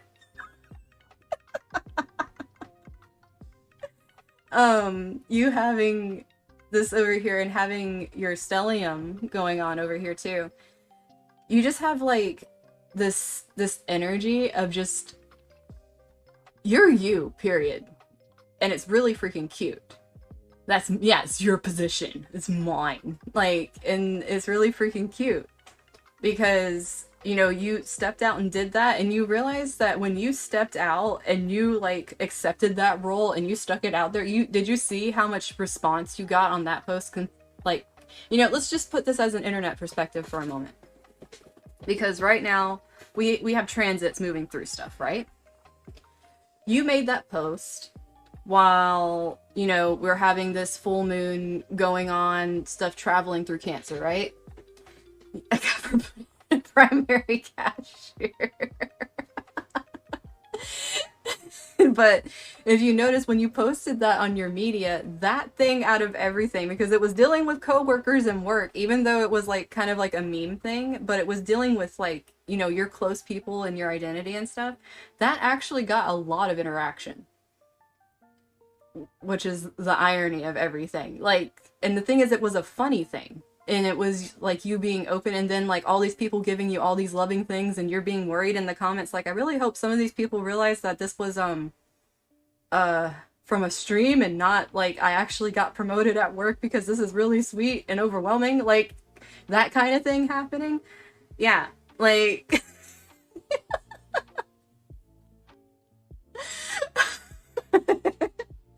that's literally what happens. Like you talking about things and being open, you're going to get a lot of very sweet responses. And that's like your internet community. And you've actually grown that kind of community. Yeah, exactly.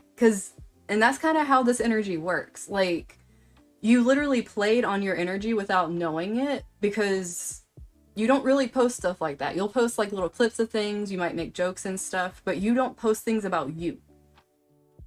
You posted something about you. You got a promotion. Woo! Everyone's giving you attention.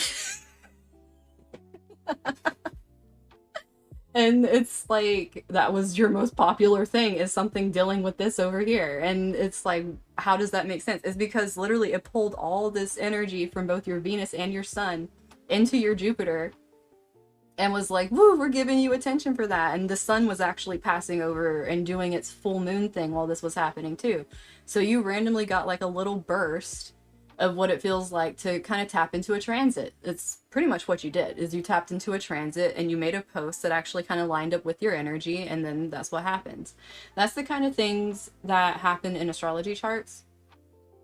Like, you tapped into it with a wide orb, so it didn't have like a humongous impact, but when people tap into those kind of transits and like they do like internet type things where they tap into it, that's when you see people go viral.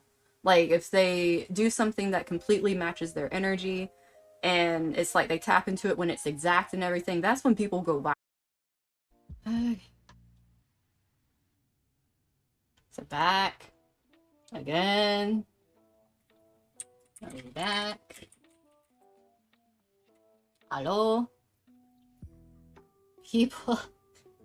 Ugh.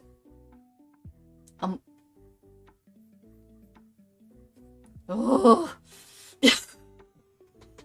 I get so frustrated. I'm just trying to read Sunny's chart, damn it. Let me read. But I don't know where it cut me off. So what I was saying is you tapped into an energy, right? When you did that post, right? And the thing is, like, these transits were already kind of passing. They were passing over your Jupiter already, so there was still kind of like this little remnants of their energy there. So this wasn't like a full-on transit sitting on your Jupiter when you made the post. Now, that's why like there was still some energy behind it. It got its internet. You better not. I freaking swear. But internet.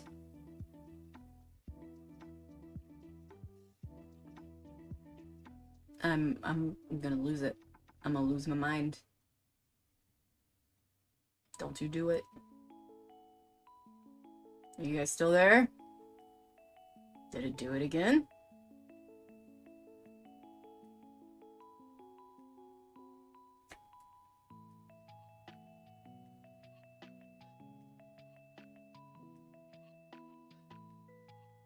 I'm gonna lose my freaking mind.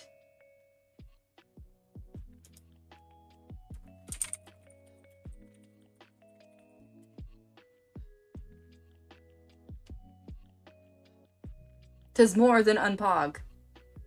This is driving me bonkers.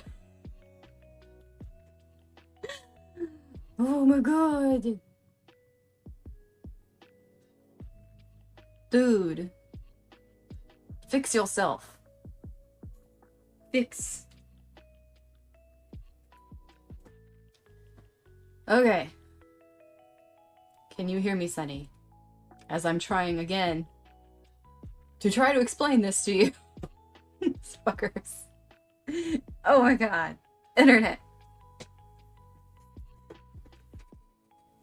I'm gonna cut it. It's gonna happen.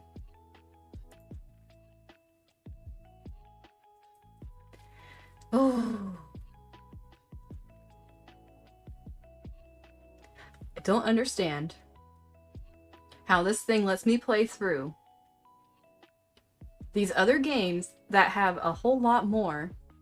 But then again, it's the internet. It's not my computer. My computer's fine. It can run things fine. It's literally the freaking internet.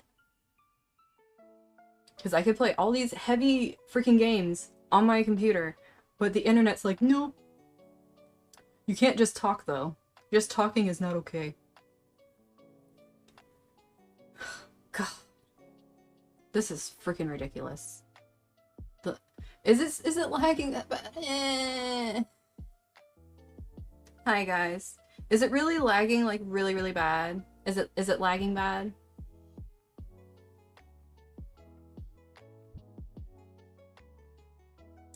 Like, I'm about to lose. I'm gonna lose it. I'm gonna punt things, man. I'm gonna start kicking things.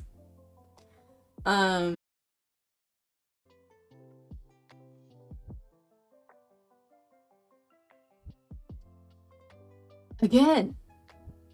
Welcome. This thing. I'm gonna kill it. Oh my god. Oh. Stop it. You stop it right now. Freaking naughty ass internet. Oh my god, it did it again?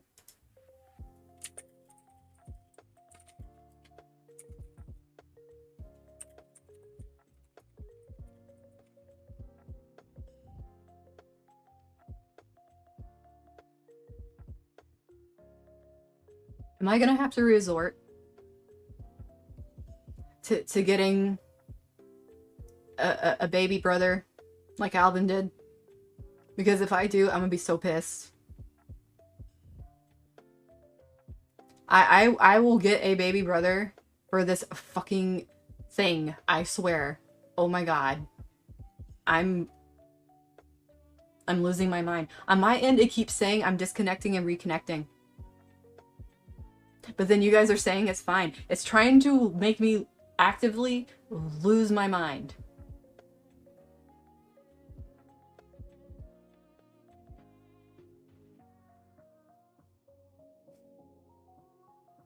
I may just have to break down and find out how to do a second thing that like just goes to me or something. I don't know.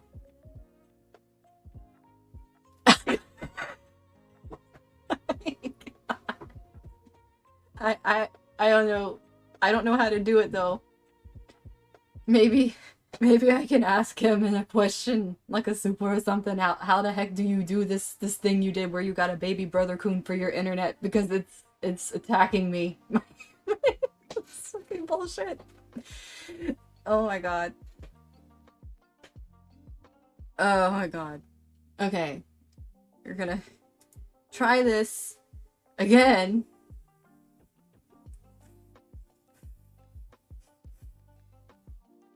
I'm gonna try this again and try to explain to Sunny. What this is?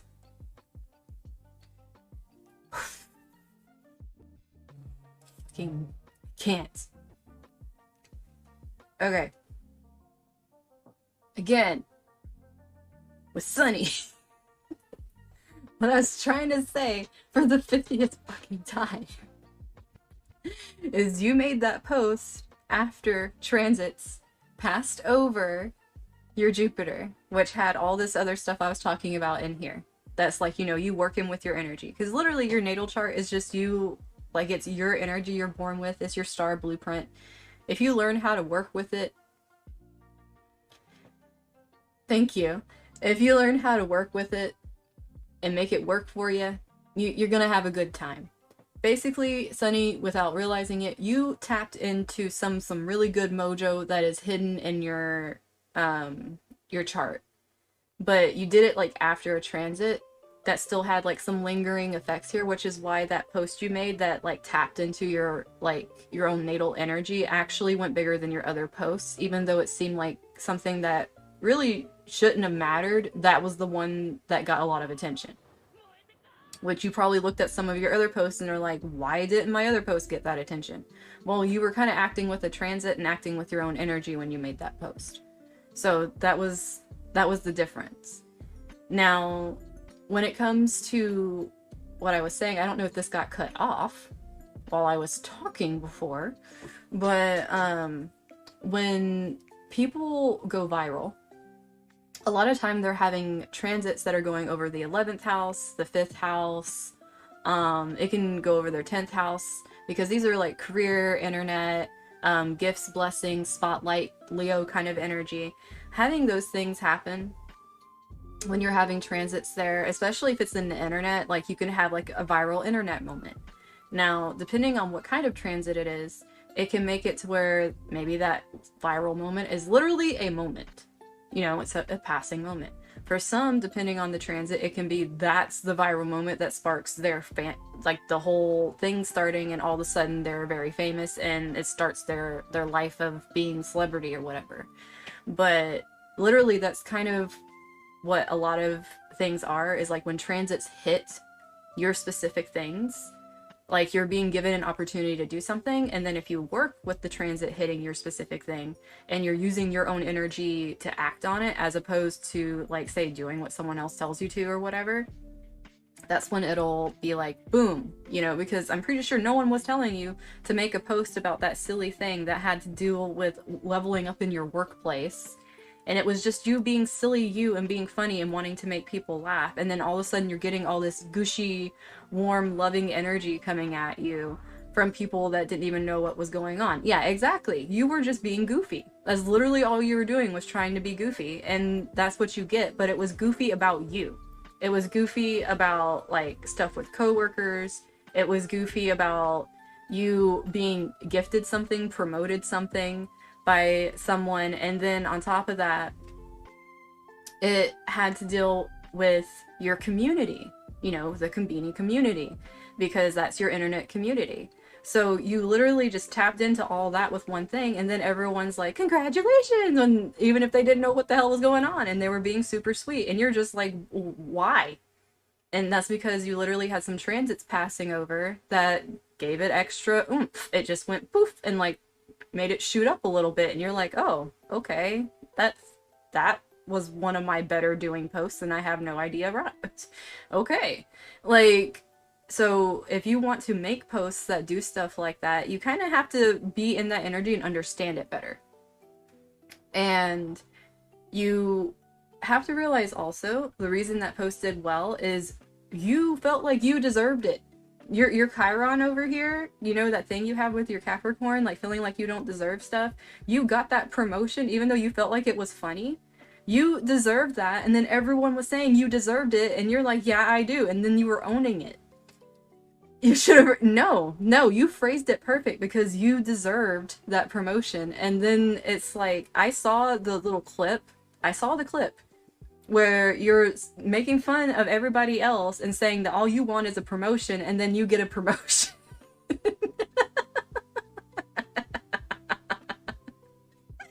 But you see what I mean, though? It's like you're saying, I deserve this. And that's you, like, putting your foot down. You took your chance and put your foot down, and you got it. And instant recognition, boom, right there. Like, that's literally all it was for you. Like, you actually owning that you need to say something, even though it was a joke and it was like on a stream. That thing, even though people didn't understand what the heck you were talking, well, half of us knew what you were talking about. The other half didn't know what you're talking about, and we're still congratulating you, thinking you did something IRL, when in reality you just you get to be the primary cashier of the Konbini that's burning down. But even though you did that, it was still like something that was a lot more heavily looked at than a lot of your other posts, because it played off of this energy, and because you leaned into something instead of being being afraid and feeling like you don't deserve something. You were owning that shit and saying it's mine, which is a challenge for you, because your Aries, Mars over here in the 8th house, you don't feel like you own your shit. You feel like you're owned. which is kind of fucked up, to be honest with you. And that's your challenge here. That's what this big red flag is you feel like you don't own the direction of your life, which is kind of fucked up, man. Like, the hell. That's not cute. That's probably the most uncute thing I've seen in this chart. And it's like your energy and where you put all of your, you don't, yeah, because see, 8th house is like ownerships, investments, sexual things. Also, sexually, your Mars and the Aries in the 8th house. Kind of hot, Sunny. Nice.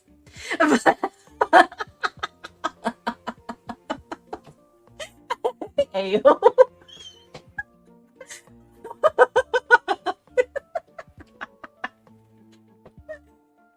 You can get kind of kinky there. Not like we haven't seen that, but I like how Ethel's like, hold up, wait.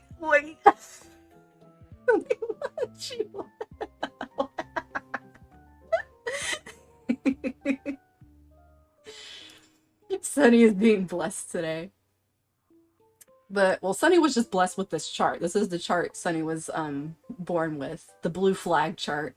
But you see, even though you have this challenge with having to deal, and the reason you feel like is a challenge for you, because let me say, you have a lot more blue flags than red flags, but you have one red flag pointing at this, but then you have like a gazillion blue flags wanting to point to your Mars.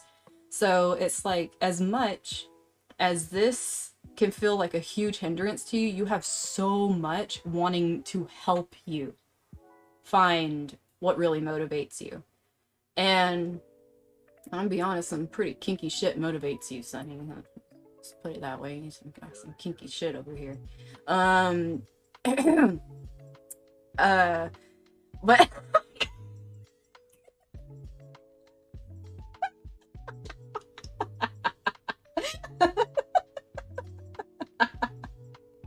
do you need a safe word yet?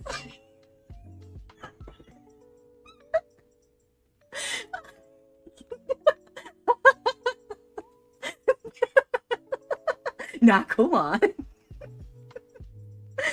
Oh my gosh. But do the thing, fan artist. Do the thing. Make pog art. The fucking harem. Oh my god. I mean, I could see Sunny being one to have a harem. Yeah, of course. I mean, look at all these each of these blue flags could be a harem member, who knows? But, you were born to get... I'm gonna die. Oh my god, I'm gonna die. Okay. But, continuing. Wait, I'm so sorry. Espa is gonna lose it over here. Okay. But, going back to, Aya's just like, I got mine. I'm fine. I don't need a harem. Take S. You were born to get bitches. Yeah, just make that your banner. Just put I was born to get bitches. Your banner.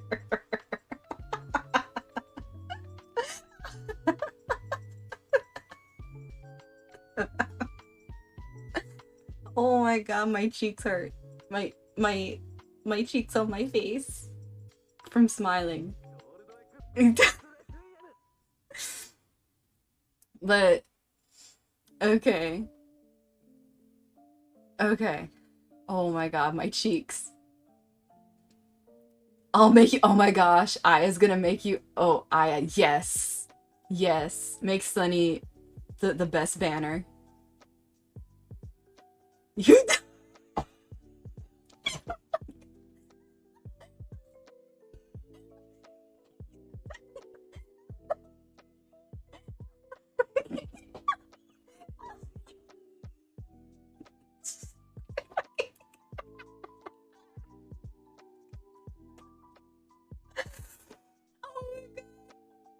Oh my god.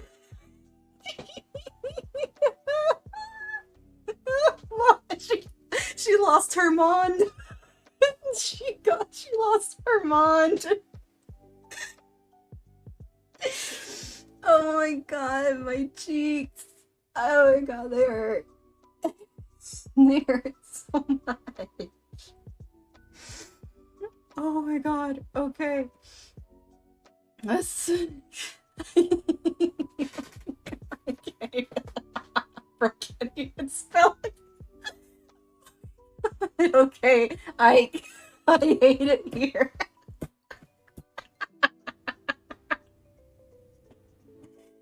Oh my god, my freaking... I'm crying. I'm not hitting my table, I'm hitting my chair, by the way. There ain't no way I'm hitting this table and breaking my arm. But I'm hitting my chair arm. If you're hearing die panning, that's a chair arm. I have a gamer. I have a pink gamer chair.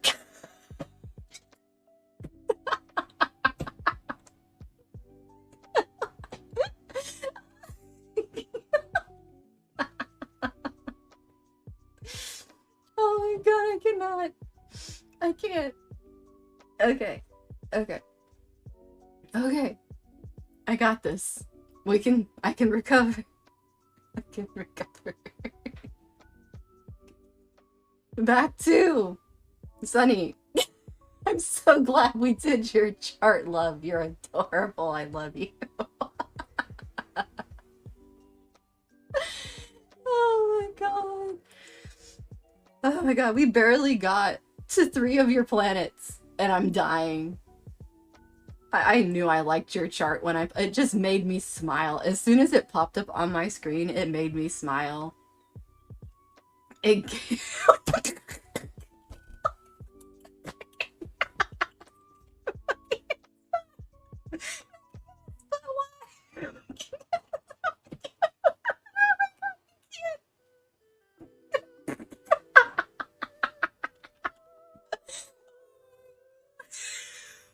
I'm dying. I'm dying. I'm dying.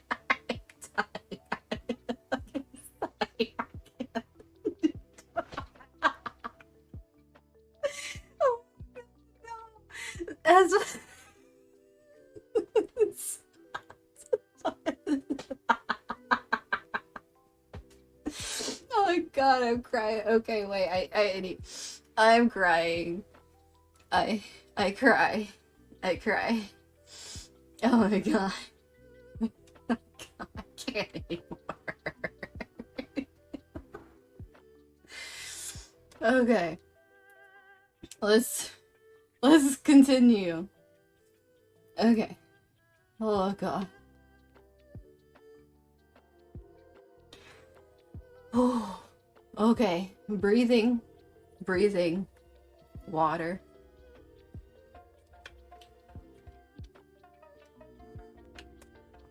Okay, we're coming back.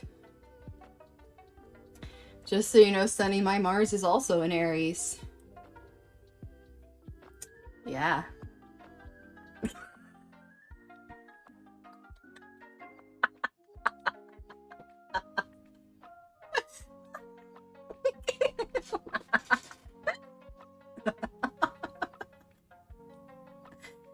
Mine's in my 9th house instead of my 8th house though, so I like to oh my gosh,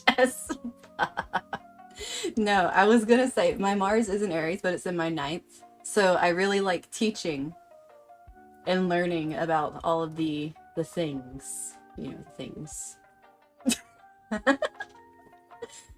So I have a very inquisitive mind in that realm. And people like learning the things from me, so which is why I like to teach them. It's like the I have the student teacher placement for my that energy in my chart. I got both. You just over here well, let's look into some of your blue flags here. Let's see what you got going on. We got your daddy in Gemini. Your daddy. There's Saturn in the sign of Gemini. Your moon's in Gemini. Man, you a little flirt. such a little little Sunny.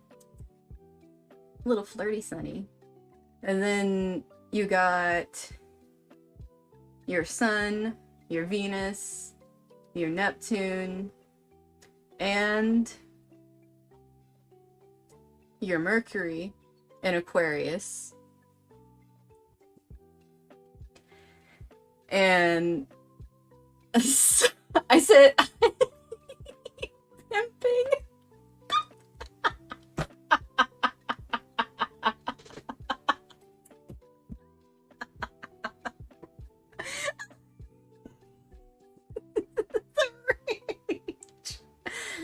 Oh my god, Espa, her poor little Mars in Pisces is getting very upset right now.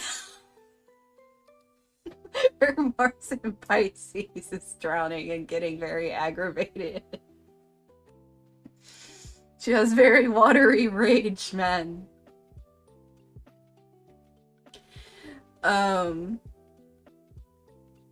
Let's see, but all those things that I listed, of course, Aya is gonna just start throwing some food items on the screen. You would. But you have a lot of very flirty energy. I'm happy to feel rage or pain. It's a mod for you, throw it. Aya's great. Like she's the best mod. I love her. Her and Kyo are perfect mods. I love them to pieces. That's why they're each getting an emote that they get to use. That is for them. This, you literally have, now I know the mod life. But the Sun over here and Venus, the Venus and the Sun are kind of flirty. They're both flirty because, I mean, the Sun is naturally ruled by Leo. Leo is very flirty energy. You have your Sun in your fifth house, which is romantic, flirty energy, all the new butterfly relationships. And then Venus is very flirty in itself, and you have it in Aquarius, which is kind of like this detached, flirty, like, oh, you like me. But it's like you're not attached. You're such a fucking flirt. And then having your moon in Gemini. See, this is what I mean. If you were more vulnerable about how you actually felt, that's where this would come out. But the thing is, you have a challenge with that because you like being the aloof flirt. It is very, very, very, very, very easy for you to be the aloof flirt. Because, oh, thank you for the follow. Because you have Trine City, which is just flow. You flow effortlessly into flirting mode. You have sextiles, which is opportunities, which means you have opportunities out the ass to flirt. Because you can. And just to seem like you're hot because you can. Even if no one knows what the hell you look like, people are just gonna feel like you're hot. No one would know what you look like, and they're just like, I think Sunny is hot. I just have a feeling that Sunny's hot.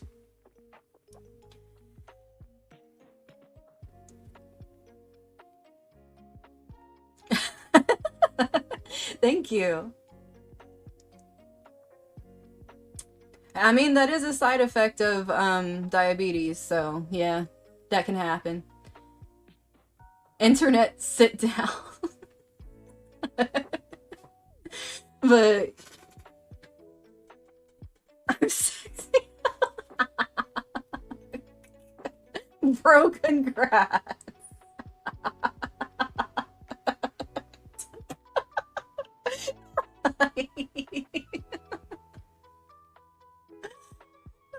God. Have fun.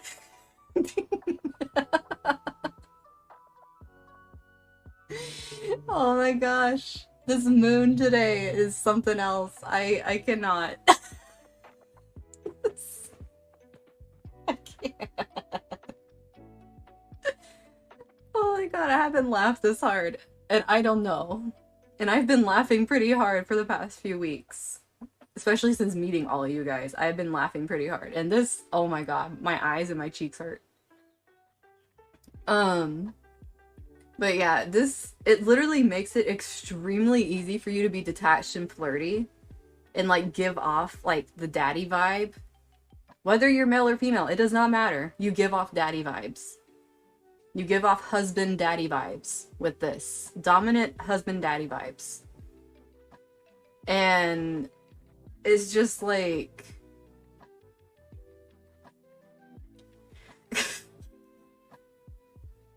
and now I'm sitting here thinking like, oh yeah, that's right. Sunny is always the one that has husband in the name somewhere. I just remembered that.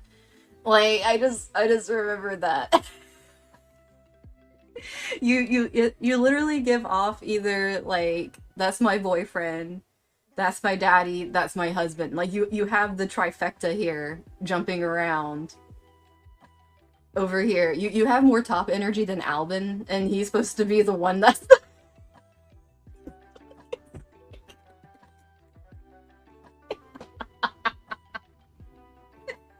to be the one that's the head of it. I feel like if I saw Albin's chart, you would have more top energy than Albin. That's honestly how I'm feeling right now by looking at this. That's why when you asked for a promotion, you got it. You should have just said, "Hey, I'm the new Tenchu. Give me the job," and he probably would have gave it to you.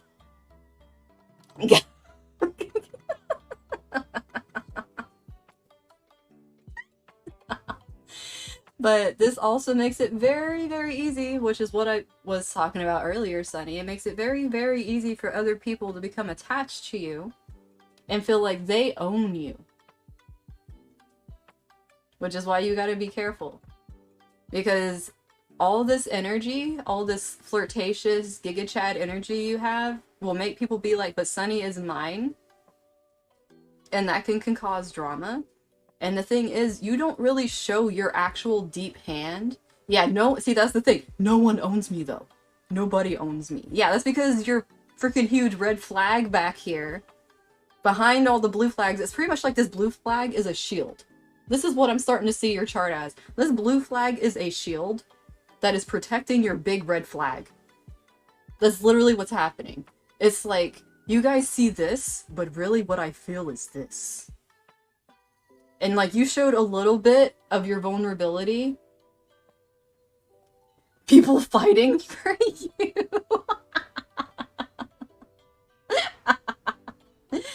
Oh my god. But it's like you don't show this back here, but the little bit you do show, it gets a lot of attention because you don't show it because it's hard for you to show it. It's a challenge for you to actually show this part. It's a lot easier for you to be this and just be like and the thing is you have your mommy daddy energy kind of like conjunct each other over here. So yeah, you can be mommy or daddy. You can be whatever the fuck you want, but you have the energy, you have the top energy. If you're a mommy, you're a mommy. Like you're dommy mommy. If you're a daddy, you're a fucking daddy. Like you have both of it going into your Mars over here, really giving you that edge. But in reality, you have this like push back here that's going, but I'm actually kind of soft. I'm squishy. And no one sees my squishy. I don't want people to see my squishy. Yeah, that's what's happening back here, Sunny. I can see it. I can see you don't want no one seeing your squishy. It's back here. It's hiding behind this freaking blue shield you have with all your freaking lines. But I can see it. You want someone to squish you. You want to be the squishy. You don't... Stop!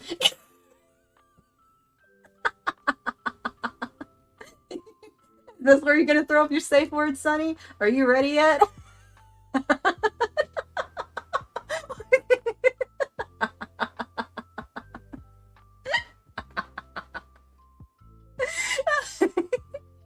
You want to be squish.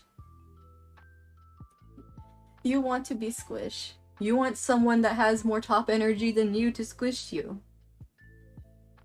So cute. I squish you, Sunny. Because honestly, I think I do. Oh.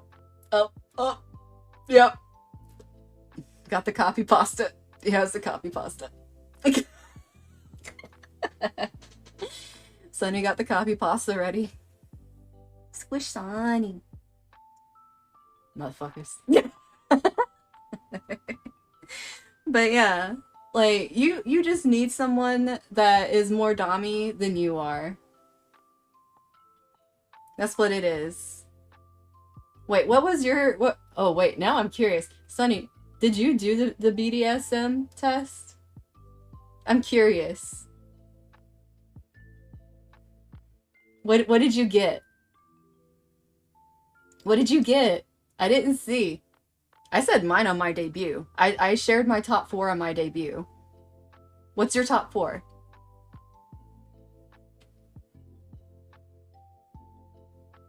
Top 4? Top 4 for Sunny? Top 4 exposed? 4K? Yeah? I don't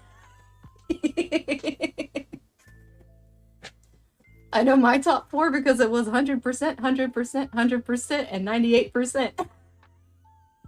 My top 4 that I had. I had very high scores.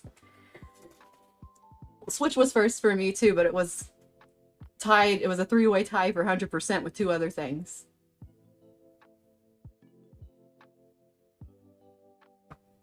See, Sunny switch. He's high, but Sunny is hiding behind this. The mommy daddy switch up here being dommy, but really wants to be squished. Really secretly wants to be squished. Will have the best time of life ever if squished. Secretly doesn't feel they deserve to be squished. Oh, dude, I would dom you. Damn, Sunny. Damn. Though Brad is one of my hundreds. And Rope Bunny. Rope Bunny was my other 100. And then 98% was experimental.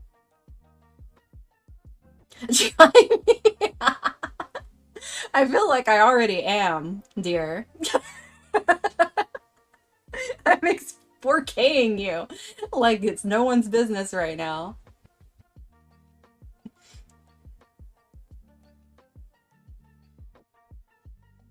Yeah, I think Aya has more Dom going than you. She actually got Dom in her top.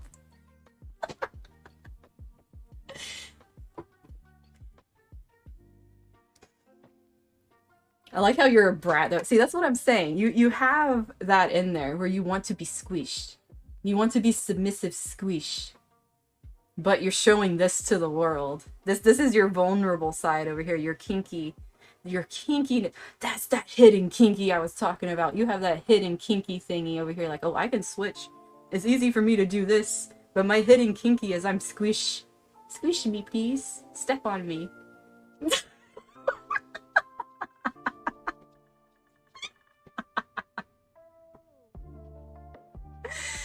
Oh god. Well, I'm a switch.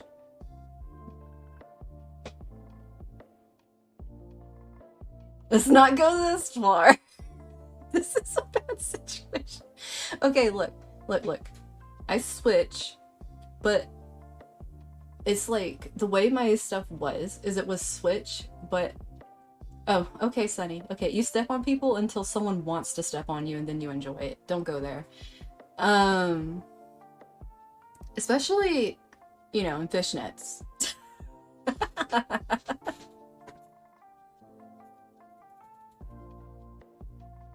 I like how she puts a shoe. I just puts a shoe. I love it. But, yeah.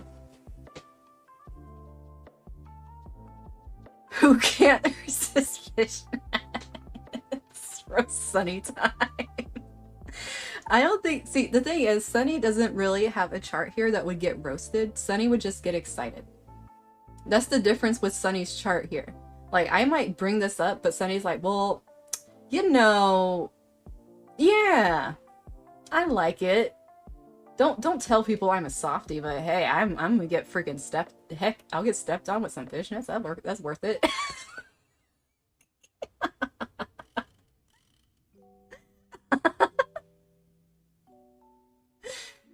like, it might be emotional damage for other people, but for Sunny, the way Sunny's chart is, and enjoying, very much enjoying this. Loving the whiplash. Feelings matter. Feelings matter. Yes. Yes, they do, Sunny. I know. I know. I can see it. I can see it, but still. Your little flirtatious side that you stay detached with doesn't have the feelings, but when you get to that little vulnerable part and the person that you allow to be stompy on you, you gotta have those deep feelings. I can definitely see that here. Yeah, your little mushy side. You're not gonna show that mushy side for everybody. You're gonna be that funny, flirty, dommy, mommy, daddy, all that kind of stuff, up front. But when it comes to you, like that hidden vulnerable you that you kind of share a little bit of, sometimes it has to be someone you got some feelings with, that you're close to, and you feel safe with. But you must be in luck. What the fuck? What does that even mean? What?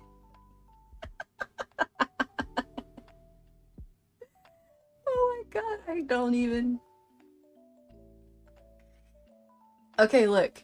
And you know this, Sunny. Yeah, you're in luck. You can attract it to you, but you want something where you don't have to put up the front that you're flirting. You want to be able to just kick it.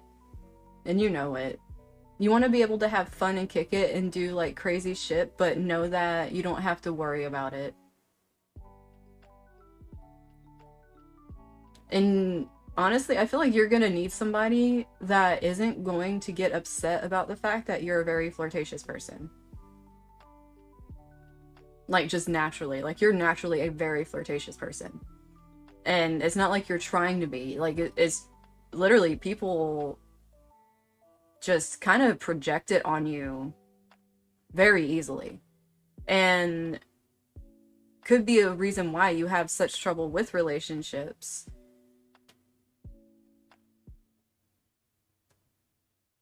Freeze the.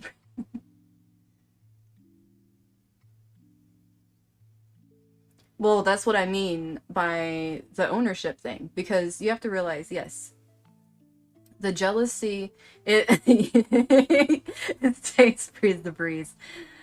Thank you, G. That was beautifully put. I love it. But what I'm saying, Sunny, is you have a whole lot of opportunity here to literally not only just you're like being flirtatious yourself, but people being flirtatious towards you. There are times when you aren't even being flirtatious and people just decide they can just see your name and just start flirting with you for like no reason at all. They could see you on the street and start flirting with you for no reason at all. Like, it's just one of those things. At work, people flirt for no reason at all. And it's like, you honestly, you've learned to kind of run with it, have fun with it and stuff, and probably detach yourself from a lot of it and just see it as being whatever. But some people really do develop deep emotions towards you. You've probably had stalkers, you've probably had crazies that did not understand that something was a joke.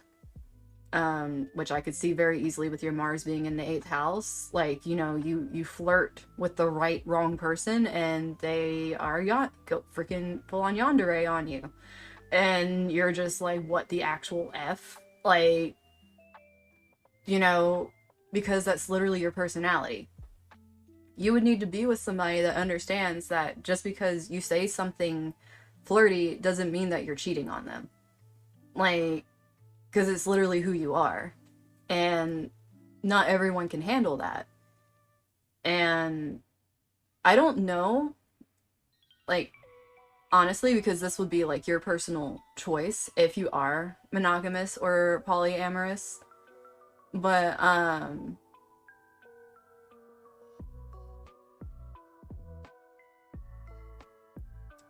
yeah, see, that's the whole thing.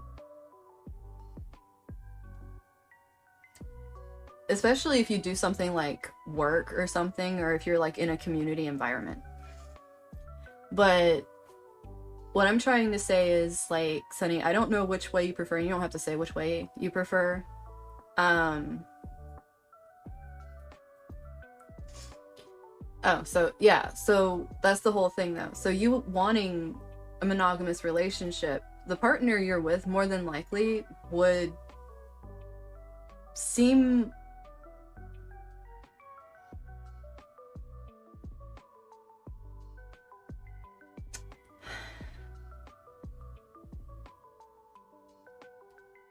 you would need someone that could really keep your your interest. And I mean in a lot of ways. Not just like you know, you think they're hot or whatever. Like, you would need someone that could keep you mentally stimulated, that could keep you physically stimulated, um that literally liked bringing you like mind-opening experiences, like it was like every day kind of thing. Like, you would need something like that, because the reason that like you talk to so many people and you are the way you are is just because you're naturally a very curious and open person and want to like just talk and learn things. And it comes off as being flirtatious when you're a very curious person. Like, I know a lot of times myself, like, it's been mistaken that I've been flirting with people when honestly I am just trying to learn something. And the way I talk is like, I say hun and sweetheart and sweetie and things like that. Like, just the way that I talk can seem very flirtatious as well, when in reality all I'm doing is just being myself and talking. And even when, like, say I'm playing around and telling a joke, and like with Hime, like I play around like with Hime in Discord and call her my beloved and things like that. It's like, she knows that I'm playing around, which I am very glad that she does. But there have been people where like I've joked like that before, and oh my freaking god, like, I'm in a relationship all of a sudden, and it's like, dude, it was a joke. Like, it's like I have to be careful with how I joke with things like that, because like I have to kind of gauge how a person is before I make jokes like that, because I have had stalkers and people that throw themselves around my ankles. And I literally had it happen to me where a dude, I was walking down the street with my friend. I'm gonna tell you guys this story because this oh my god, I was walking down the street with my friend, and this is when I lived in another part of the country, and we're talking, and this dude that I met like once or twice, I have no freaking idea. He was something else. I don't know. I never dated him, never even talked about a relationship with him. I slightly flirted with him at a party. God. Slightly. And this dude broke up with his girlfriend. I didn't know he had a girlfriend. That's the reason I stopped flirting with him, is I learned he had a girlfriend. I was like, fuck that. And I just ran far away. And this is like days later. He finds out where I live. Has a friend bring him to where I live, because I'm walking up and down the street with my friend, talking about stuff. And all of a sudden he's there. And I'm like, what the actual... This fucker... What the piece of shit. And then it's like, he starts talking about how we could make it work, and I'm like, make what work? What are you talking about? And he was like, I broke up with my girlfriend. And I'm like, what is wrong with you? I don't even know you. And then my friend did not help whatsoever. She was literally whispering to me, she's like, he's kind of cute. And I'm like, well then how about you go fuck him then and go be his girlfriend, because I don't want to have anything to do with this psycho ass. And then it's like, the dude, I'm like, I'm done. I'm not talking to you. Like, you need to leave. And like, I turned to walk away, and the dude threw himself on the ground and grabbed my ankle. Like you see in fucking animes.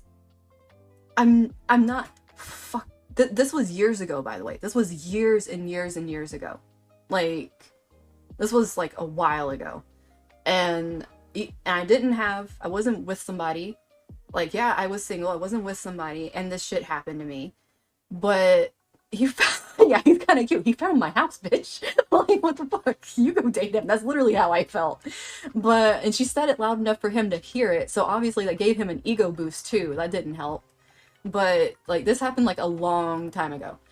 Um, and the thing was, it was like in a fucking anime. He threw himself on the ground. He grabbed my ankle with both of his hands, and I'm trying to walk and kick him off, like literally kick him off of me, like trying to kick him. I kicked him, literally.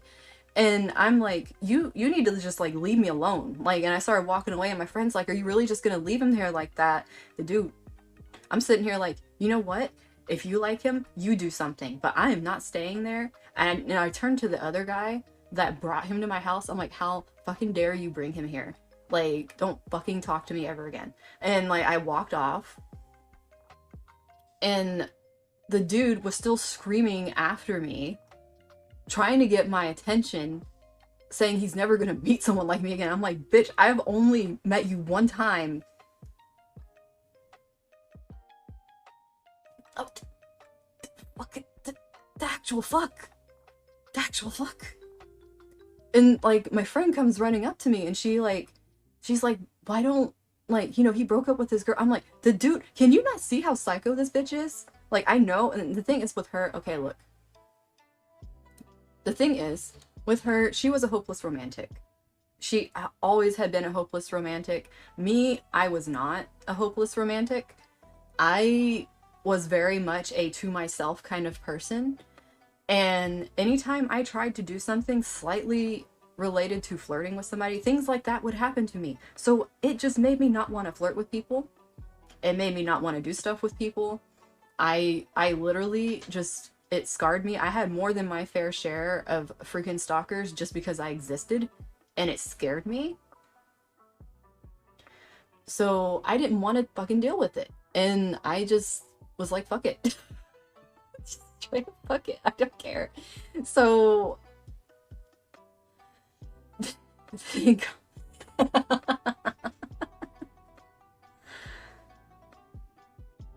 dude, no. Like, I have so many messed up stories. Like, it's so messed up. Like, and the thing is, I've only had 2 boyfriends, and the first boyfriend I had was an arranged relationship. Yeah, fucking arranged. It was arranged, dude. Like, I didn't even want it. But people, like, put me into my first relationship. And it was a fucked up relationship, dude.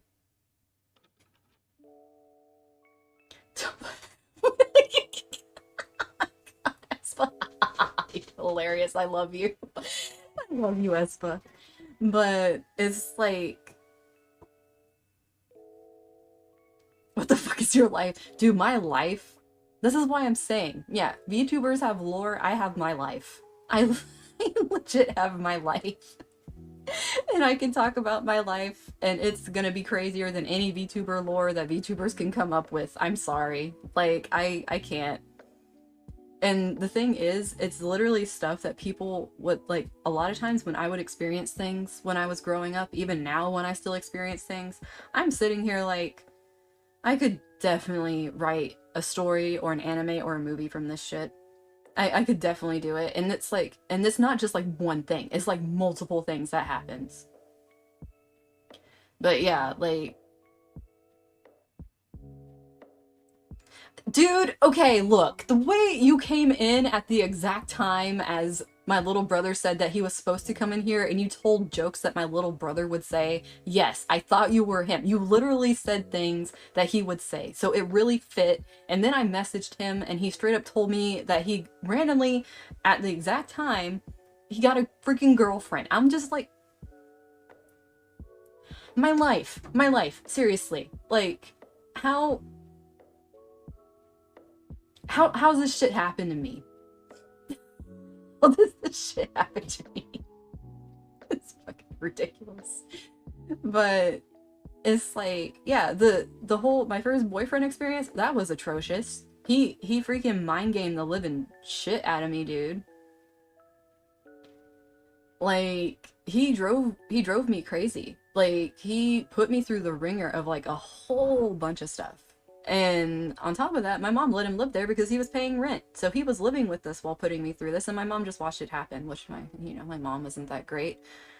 She put me through a lot worse than that. Like, that's not bad enough. Um, I didn't lose my little brother. He is still awesome, and I love him to fucking pieces. No one can replace him. I love him. But yeah, I got a cool new friend. That's good. But yeah, like I've been through hell and back with my mom. I don't talk to my mom. I haven't talked to her in years because of things that she put me through. But yeah, I had to process all the things that she put me through, and if I was to bring up some of the things that she put me through, I'd have to put huge trigger warnings and I would get demonetized. So yeah, I would have to have a special thing where it was like, guys, this for a fact is probably going to get like some kind of something happening on it. And yeah, yeah, I've been out of that situation for a good bit. And but yeah, the dude that I was put into an arranged relationship with stalked me. Like, for real. Ever since your chart dropped. What the actual fuck? But anyways, yeah, I was put into an arranged relationship with that guy. He was older than me. And then after I broke up with him because of things that he did to me, and he was living in my house and he was psycho, he then stalked me for years. He probably still stalks me and I don't know it, but I don't care because I blocked him on as many things as I could possibly think of, so I really hope he's not stalking me still. But dude, like, even when I got into a new relationship, he found me and started trying to talk to me again. And I thought that, like, and that was years later. Like, that was, like, because I was in high school when that was arranged, and I was in college when I was in another relationship, and he found me and started talking to me. Like, and then he started becoming friends with people I was mutuals with so that he could like watch my stuff. Like, dude, it like I blocked so many profiles this person made that had different names. It was scary. And I gave up on it. I was just like, I can't, because he literally makes a new profile and becomes friends. Yeah, like, and the thing is, when I say like arranged, the way things worked out was like okay, look, let me explain this arranged thing.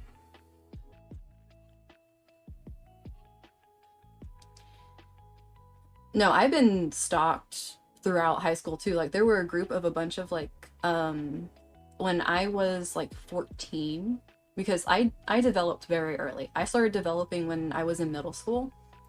Like, body wise, I started developing. So when I went into high school, I looked a lot older than my age. So I was like 14, and I had a group of dudes that were like seniors or people that were graduating or whatever, that were like 18 or something like that. Like, a group of them, like at least 4 or 5, that would stalk me like every day and like literally lean into teachers' classrooms, like in the window, trying to get like my attention and stuff. And the girls that wanted their attention would be like trying to get my attention.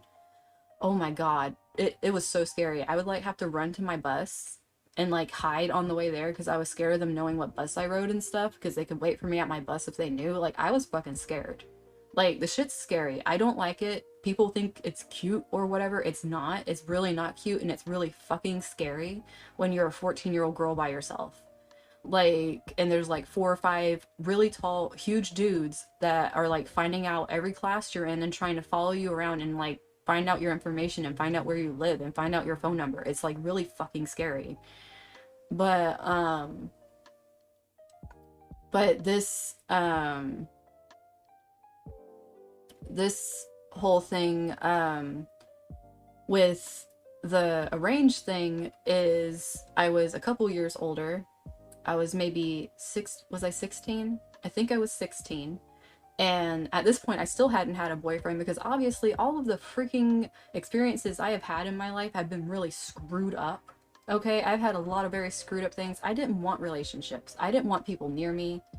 Like, I would watch people having relationships and think they were sweet, but it's like anytime I think about it, it scared the shit out of me. And it's like, yeah, obviously I had crushes and stuff, but that's the most I would let myself have. And most of the time my crushes would fizzle out and I would not like them after a certain bit anyways. But, no, that's not poor Desi. It's cool. Like, if anything, it made me who I am, so I'm fine with it. But the thing is, when I was, 16, this guy that was supposed to be a friend of mine called the house and said that he had a friend that wanted to meet me. And I was like, so? Because, I hadn't gone out with nobody. I didn't want to go out with nobody, and I didn't know why someone wanted to meet me. And they're like, well, my friend likes you. And I was like, so? Like, what the fuck is that supposed to do with anything? And they were like, well, I was gonna, like, try to set you up on a blind date. I'm like, why would I want to go on a blind date? Why? Like, I don't want to. And then it turned into this thing of, like, somehow, I don't know how, but my mom pushed me into it. And that was like, because there was, my home life was not okay, but my mom pushed me into it. She even drove me there to meet this person. And so it's like I meet them and they end up, long story short, like, I was like, okay, fine. Just because I was so freaking scared and stressed, I said, okay, I will date, because everyone was like pressuring me, even my own freaking mom. And it's like, I said I'll date this person or whatever. And I mean, I'm freaking 16, never been in a relationship. I didn't want to be in one, and I'm being pushed by people, and I'm feeling like really pressured. And I'm just like, okay, like, I'll date this person if everyone will leave me alone. And I was hoping that I would say that and never see the person again. Well, was I wrong? Because this person found out, like, my phone number and stuff and called me. And then, like, talked to my mom about, like, moving in. And she let him move in because she was fine with people living there as long as they paid rent. It's a whole nother story. But he ended up moving in. And he did the love bomb thing. And the thing is, I had never been in a relationship before. So I didn't know anything about love bombing. I didn't understand, like, the whole manipulation kind of thing with that, where it's like they act like they're everything you ever wanted and, like, treat you like the best thing ever. And then it's like once they feel like they have you, they treat you like crap and like no one else will ever want you. Yeah, I had that as my first my first relationship. And, like, all the emotional things that come with that and how much it messed me up. And it was horrible. And I went through that for like almost a year, and it wasn't like I had anywhere to go because my mom had him living there because he was paying rent and she was getting money from it. So it's like my emotional and mental state was not okay at all. He would get violent sometimes too. It was pretty much everything you could think of that was not okay. My mom was allowing to happen in the house because she was getting paid rent. And I was still in school and I wasn't sleeping. And the thing is, I don't wear makeup because my skin is very sensitive. And the thing is, since I wasn't sleeping and I was crying every night, because this dude was really good at emotional manipulation, since I was crying every night to go to sleep, and having to go to school the next day and having these huge freaking black bags under my eyes, I was trying so hard with concealer sticks to, like, cover how bad my eyes were. And it's like, I look back at, like, my pictures now and I'm realizing, like, holy shit, like, I wasn't okay. I mean, obviously I wasn't okay. I knew I wasn't okay. Like, but I went through the ringer of stuff with that person. And they brought me around their family, and their family said, why are you with him? Like, they literally asked me. They're like, you're really cute and you're really sweet and you're really smart. Why are you with him? And it confused me. And then he like told me that his family was just like mean and like all this other stuff, and they always treat him bad, you know, that like whole thing of like, you know, because I always want to see the good in people is how I've always been, and I want to make people happy. And you know, I am a very committed person when I commit myself to something, and I had committed myself to being a good girlfriend. And it's like the family was fucking telling me to leave. The only one, but then he introduced me to his grandmother, who was very religious, and I, she was not happy that he had a girlfriend, and she wanted me to go to church with her and him. It was a very horrible experience. And I'll have you know that, you know, the way I dress now is not how I used to dress. I used to dress a lot more modestly because of my body type and because I didn't feel comfortable or safe at all showing off my body. Like I wear hoodies and jeans and stuff like that. And it's like I feel safe now to dress how I want. And at that point, it's like, you know, I was wearing jeans, I was wearing like a sweater, I was like no skin showing or anything, and I'm like dressed up to go to church with my boyfriend and his grandmother, who hated me. And she literally called me, and I don't like this word. Like, I don't like, people can use whatever words they want.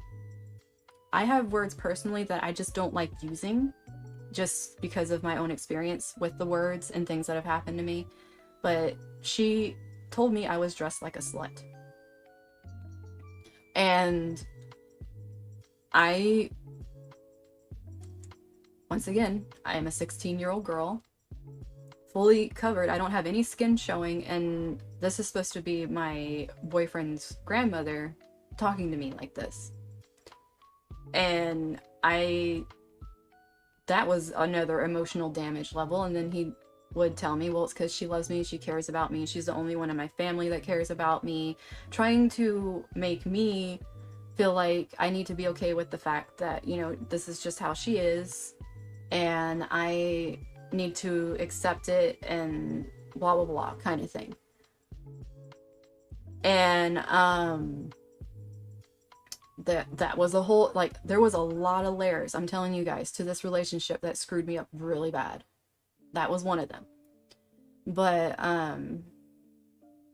this was my first like arranged relationship that I could not get away from. There was a lot of drama in it. There was a lot of things that happened in it that weren't okay, but I'm not in it. I broke up with him, and like I said, he stalked me for years after. I don't know if he's still stalking me or not. I hope not. And if he is, I don't care. I really don't care. I don't want to have anything to do with his ass. But it's like a lot of stuff happened to me in that, and I had to grow a lot by myself because obviously my mom did not care. And when I broke up with him, she, you know, all the courage it takes to break up with someone that completely tears you down and makes you feel like you're nothing. Like, it takes a lot to push yourself to break up with someone when you're that scared.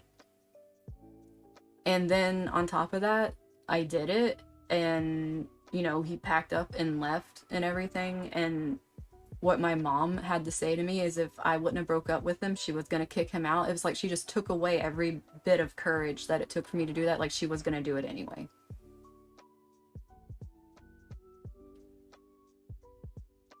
You need to know what he looks like first. But it hit me, and that's the kind of thing that my mom did to me a lot. Whenever I would do something that took pretty much every ounce of courage that he whenever it took every ounce of courage I had to do something, she would come in and do something like that would undermine that it took everything I had. Like, she would have been something. Like, she would have done something. So it doesn't matter that I mustered up all the courage to do what I did. But now I know that no matter what she said, I was the one that did it. That was something I had to learn.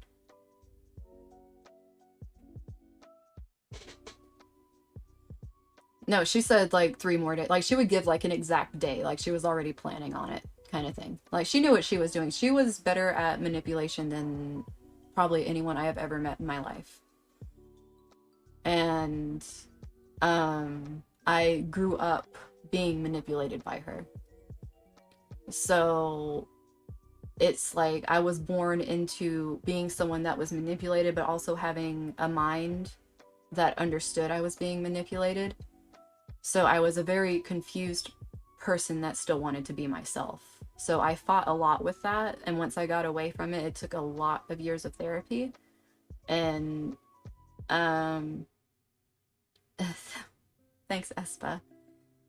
But my therapist honestly being shocked and telling me they didn't know how I didn't have borderline personality disorder or dissociative like there was a lot of things where they don't understand how I'm still rational and still able to function and able to process the things I've been through and still be a logical person and be as healthy minded as I am.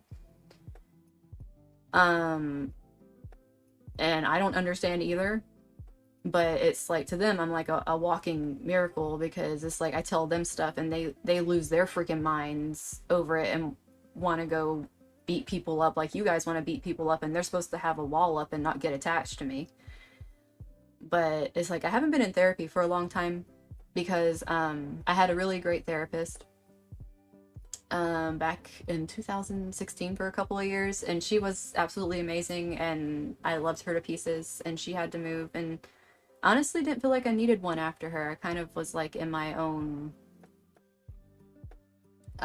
thing after that, where I've been my own therapist and working through a lot of things. So the things that I talk to you guys about when I give advice and, you know, honestly, like share things, it's coming from a place of experience, guys. I never will share something with you guys if I have not personally experienced it. Like, I will not give my opinion on something. I will not tell you guys,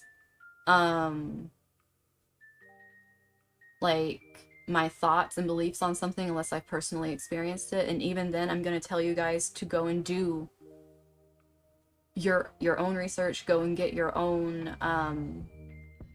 opinions on things and not just accept what I say as something, because I'm human. And I only know through my own perspective. So that's why, like, when I say, like, you know, big sis stuff, if you guys like ask me questions, like, I'm gonna give you like my honest opinion. Like, I'm really gonna tell you guys what I feel from things that I've been through, from my educational background, like math education, like being a teacher, and animal nursing with medical. Like, I have a lot of backgrounds when it comes to education, but I also have a lot of backgrounds when it comes to just going through some really fucked up shit. And I also have backgrounds with going through really rare medical illnesses that almost have killed me multiple times. So it's like things that I talk about, I don't talk about it unless I personally experienced it. And I'm not going to ever judge someone for going through an experience or how they deal with an experience, because we're all different, and the things that we have, the stream is a roller coaster, but I'm here for it. It doesn't, to me, I just want to help people. I really do. And I don't, if I could help someone understand things about themselves and not have to go through half of fucking a hundredth of the shit that I've been through, and be able to be proud of who they are and go through life knowing who they are, that will make me so happy. If I can bring a smile to someone's face who is going through something that I have experienced, even if people can say, well, relative to your experience, it's very small, I don't give a flying fuck. If your experience seems like a grain of sand compared to my experience, it's still your experience, and it's still valid, and it's still important. Like, I really don't care. And I don't like it when people do that. Because, yeah, you know, maybe you had a bad relationship and maybe it was someone talking mean to you. But compared to Desi, who was put into an arranged relationship where she was used and abused and all this, don't you, I don't ever want to see someone doing that. Don't ever demean someone else's experience because that's how we learn and grow. And it really pisses me off when I see that.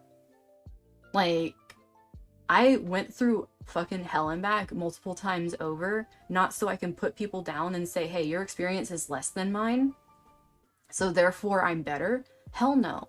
I went through the stuff that I went through so that I can help you guys. And if anyone's ever saying, well, hey, Desi went through worse, I do not condone that.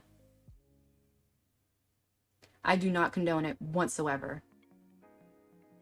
So if anyone ever does that to you, I don't condone it, and I am not the one that's okay with it at all. So just know, if you feel like, you know, I tell a story or something from my past and it seems like, man, I can't share what I went through because it doesn't really compare. I don't want what you've been through to compare to my stuff. My stuff is hell. It is literal hell. Worse than hell. Okay? Like, I don't want people to experience any of the things that I have been through in my life. Because, dude, it's messed up. And the things I'm telling you guys are freaking PG compared to the stuff that's happened to me. And I'm being, like, really upfront and real with you guys with that.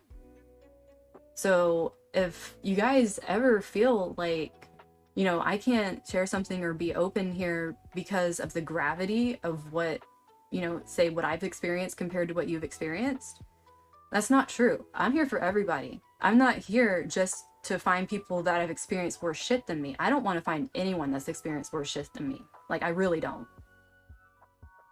Being completely upfront here with that. Like, I will, if you've experienced worse shit than me, oh my fucking god. Like, dude,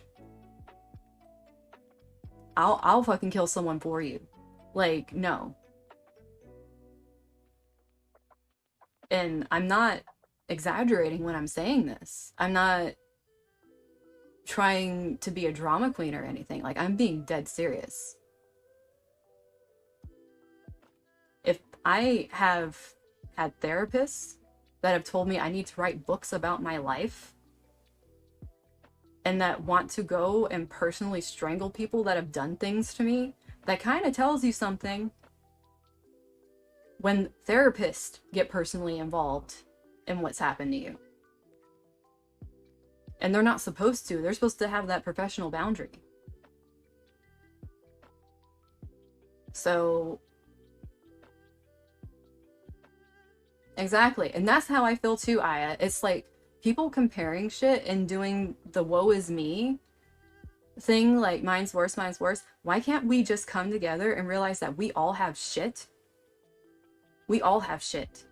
And we can, like, help each other through it by realizing we all have shit instead of putting each other down.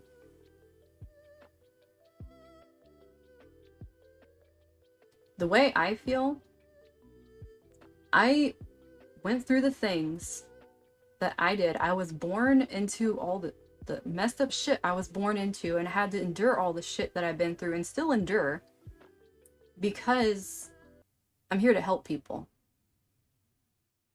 Because I'm here to help people understand that they're not alone. They're not the only ones that experience things, no matter what spectrum it lands on, what caliber, how small or large they may feel it is, that it's important, and that their emotions are important, their perspective is important, and that their own mental and emotional well-being is important, their physical well-being is important. You're valid for existing. Period.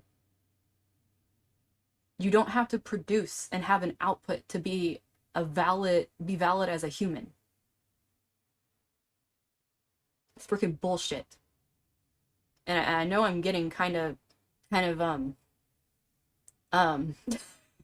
little fiery, but this is something that hits really hard for me, and it's something that I'm very passionate about. And I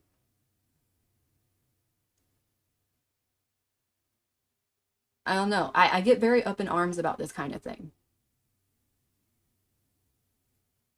I make money, I make paper. But it's like, I don't know. I don't know. It's just one of those things where I get very passionate about it. And no amount of fame or money or status or whatever it is that people have is ever going to overshadow for me if they're a fucking shitty ass person. It really doesn't matter. Because in the end, paper is paper.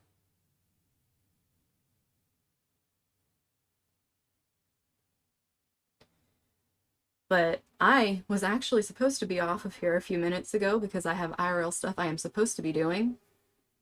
So I really do need to go, guys. I'm sorry. And this really fucking sucks because, like, I'm talking to you guys about this stuff and it's something that I'm really passionate about, but I really have to go and fuck. Um,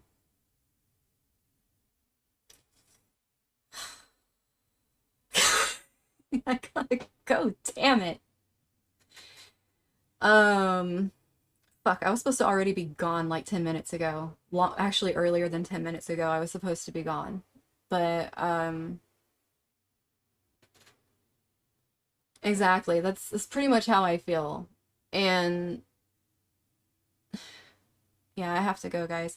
Look, I'll be live tomorrow. I'm doing, the game Unpacking. Um, but we can discuss more stuff tomorrow during the stream. We can like talk about more things. I can have your chart open on the side, Espa, while I'm playing Unpacking and talk about stuff. I can multitask. But yeah, I'll see you guys tomorrow, 12 p.m. PST. We'll play that game that's supposed to be calming and see if it helps me not mauled while I talk about stuff. But yeah, I really gotta go. Bye. I love you guys. Bye.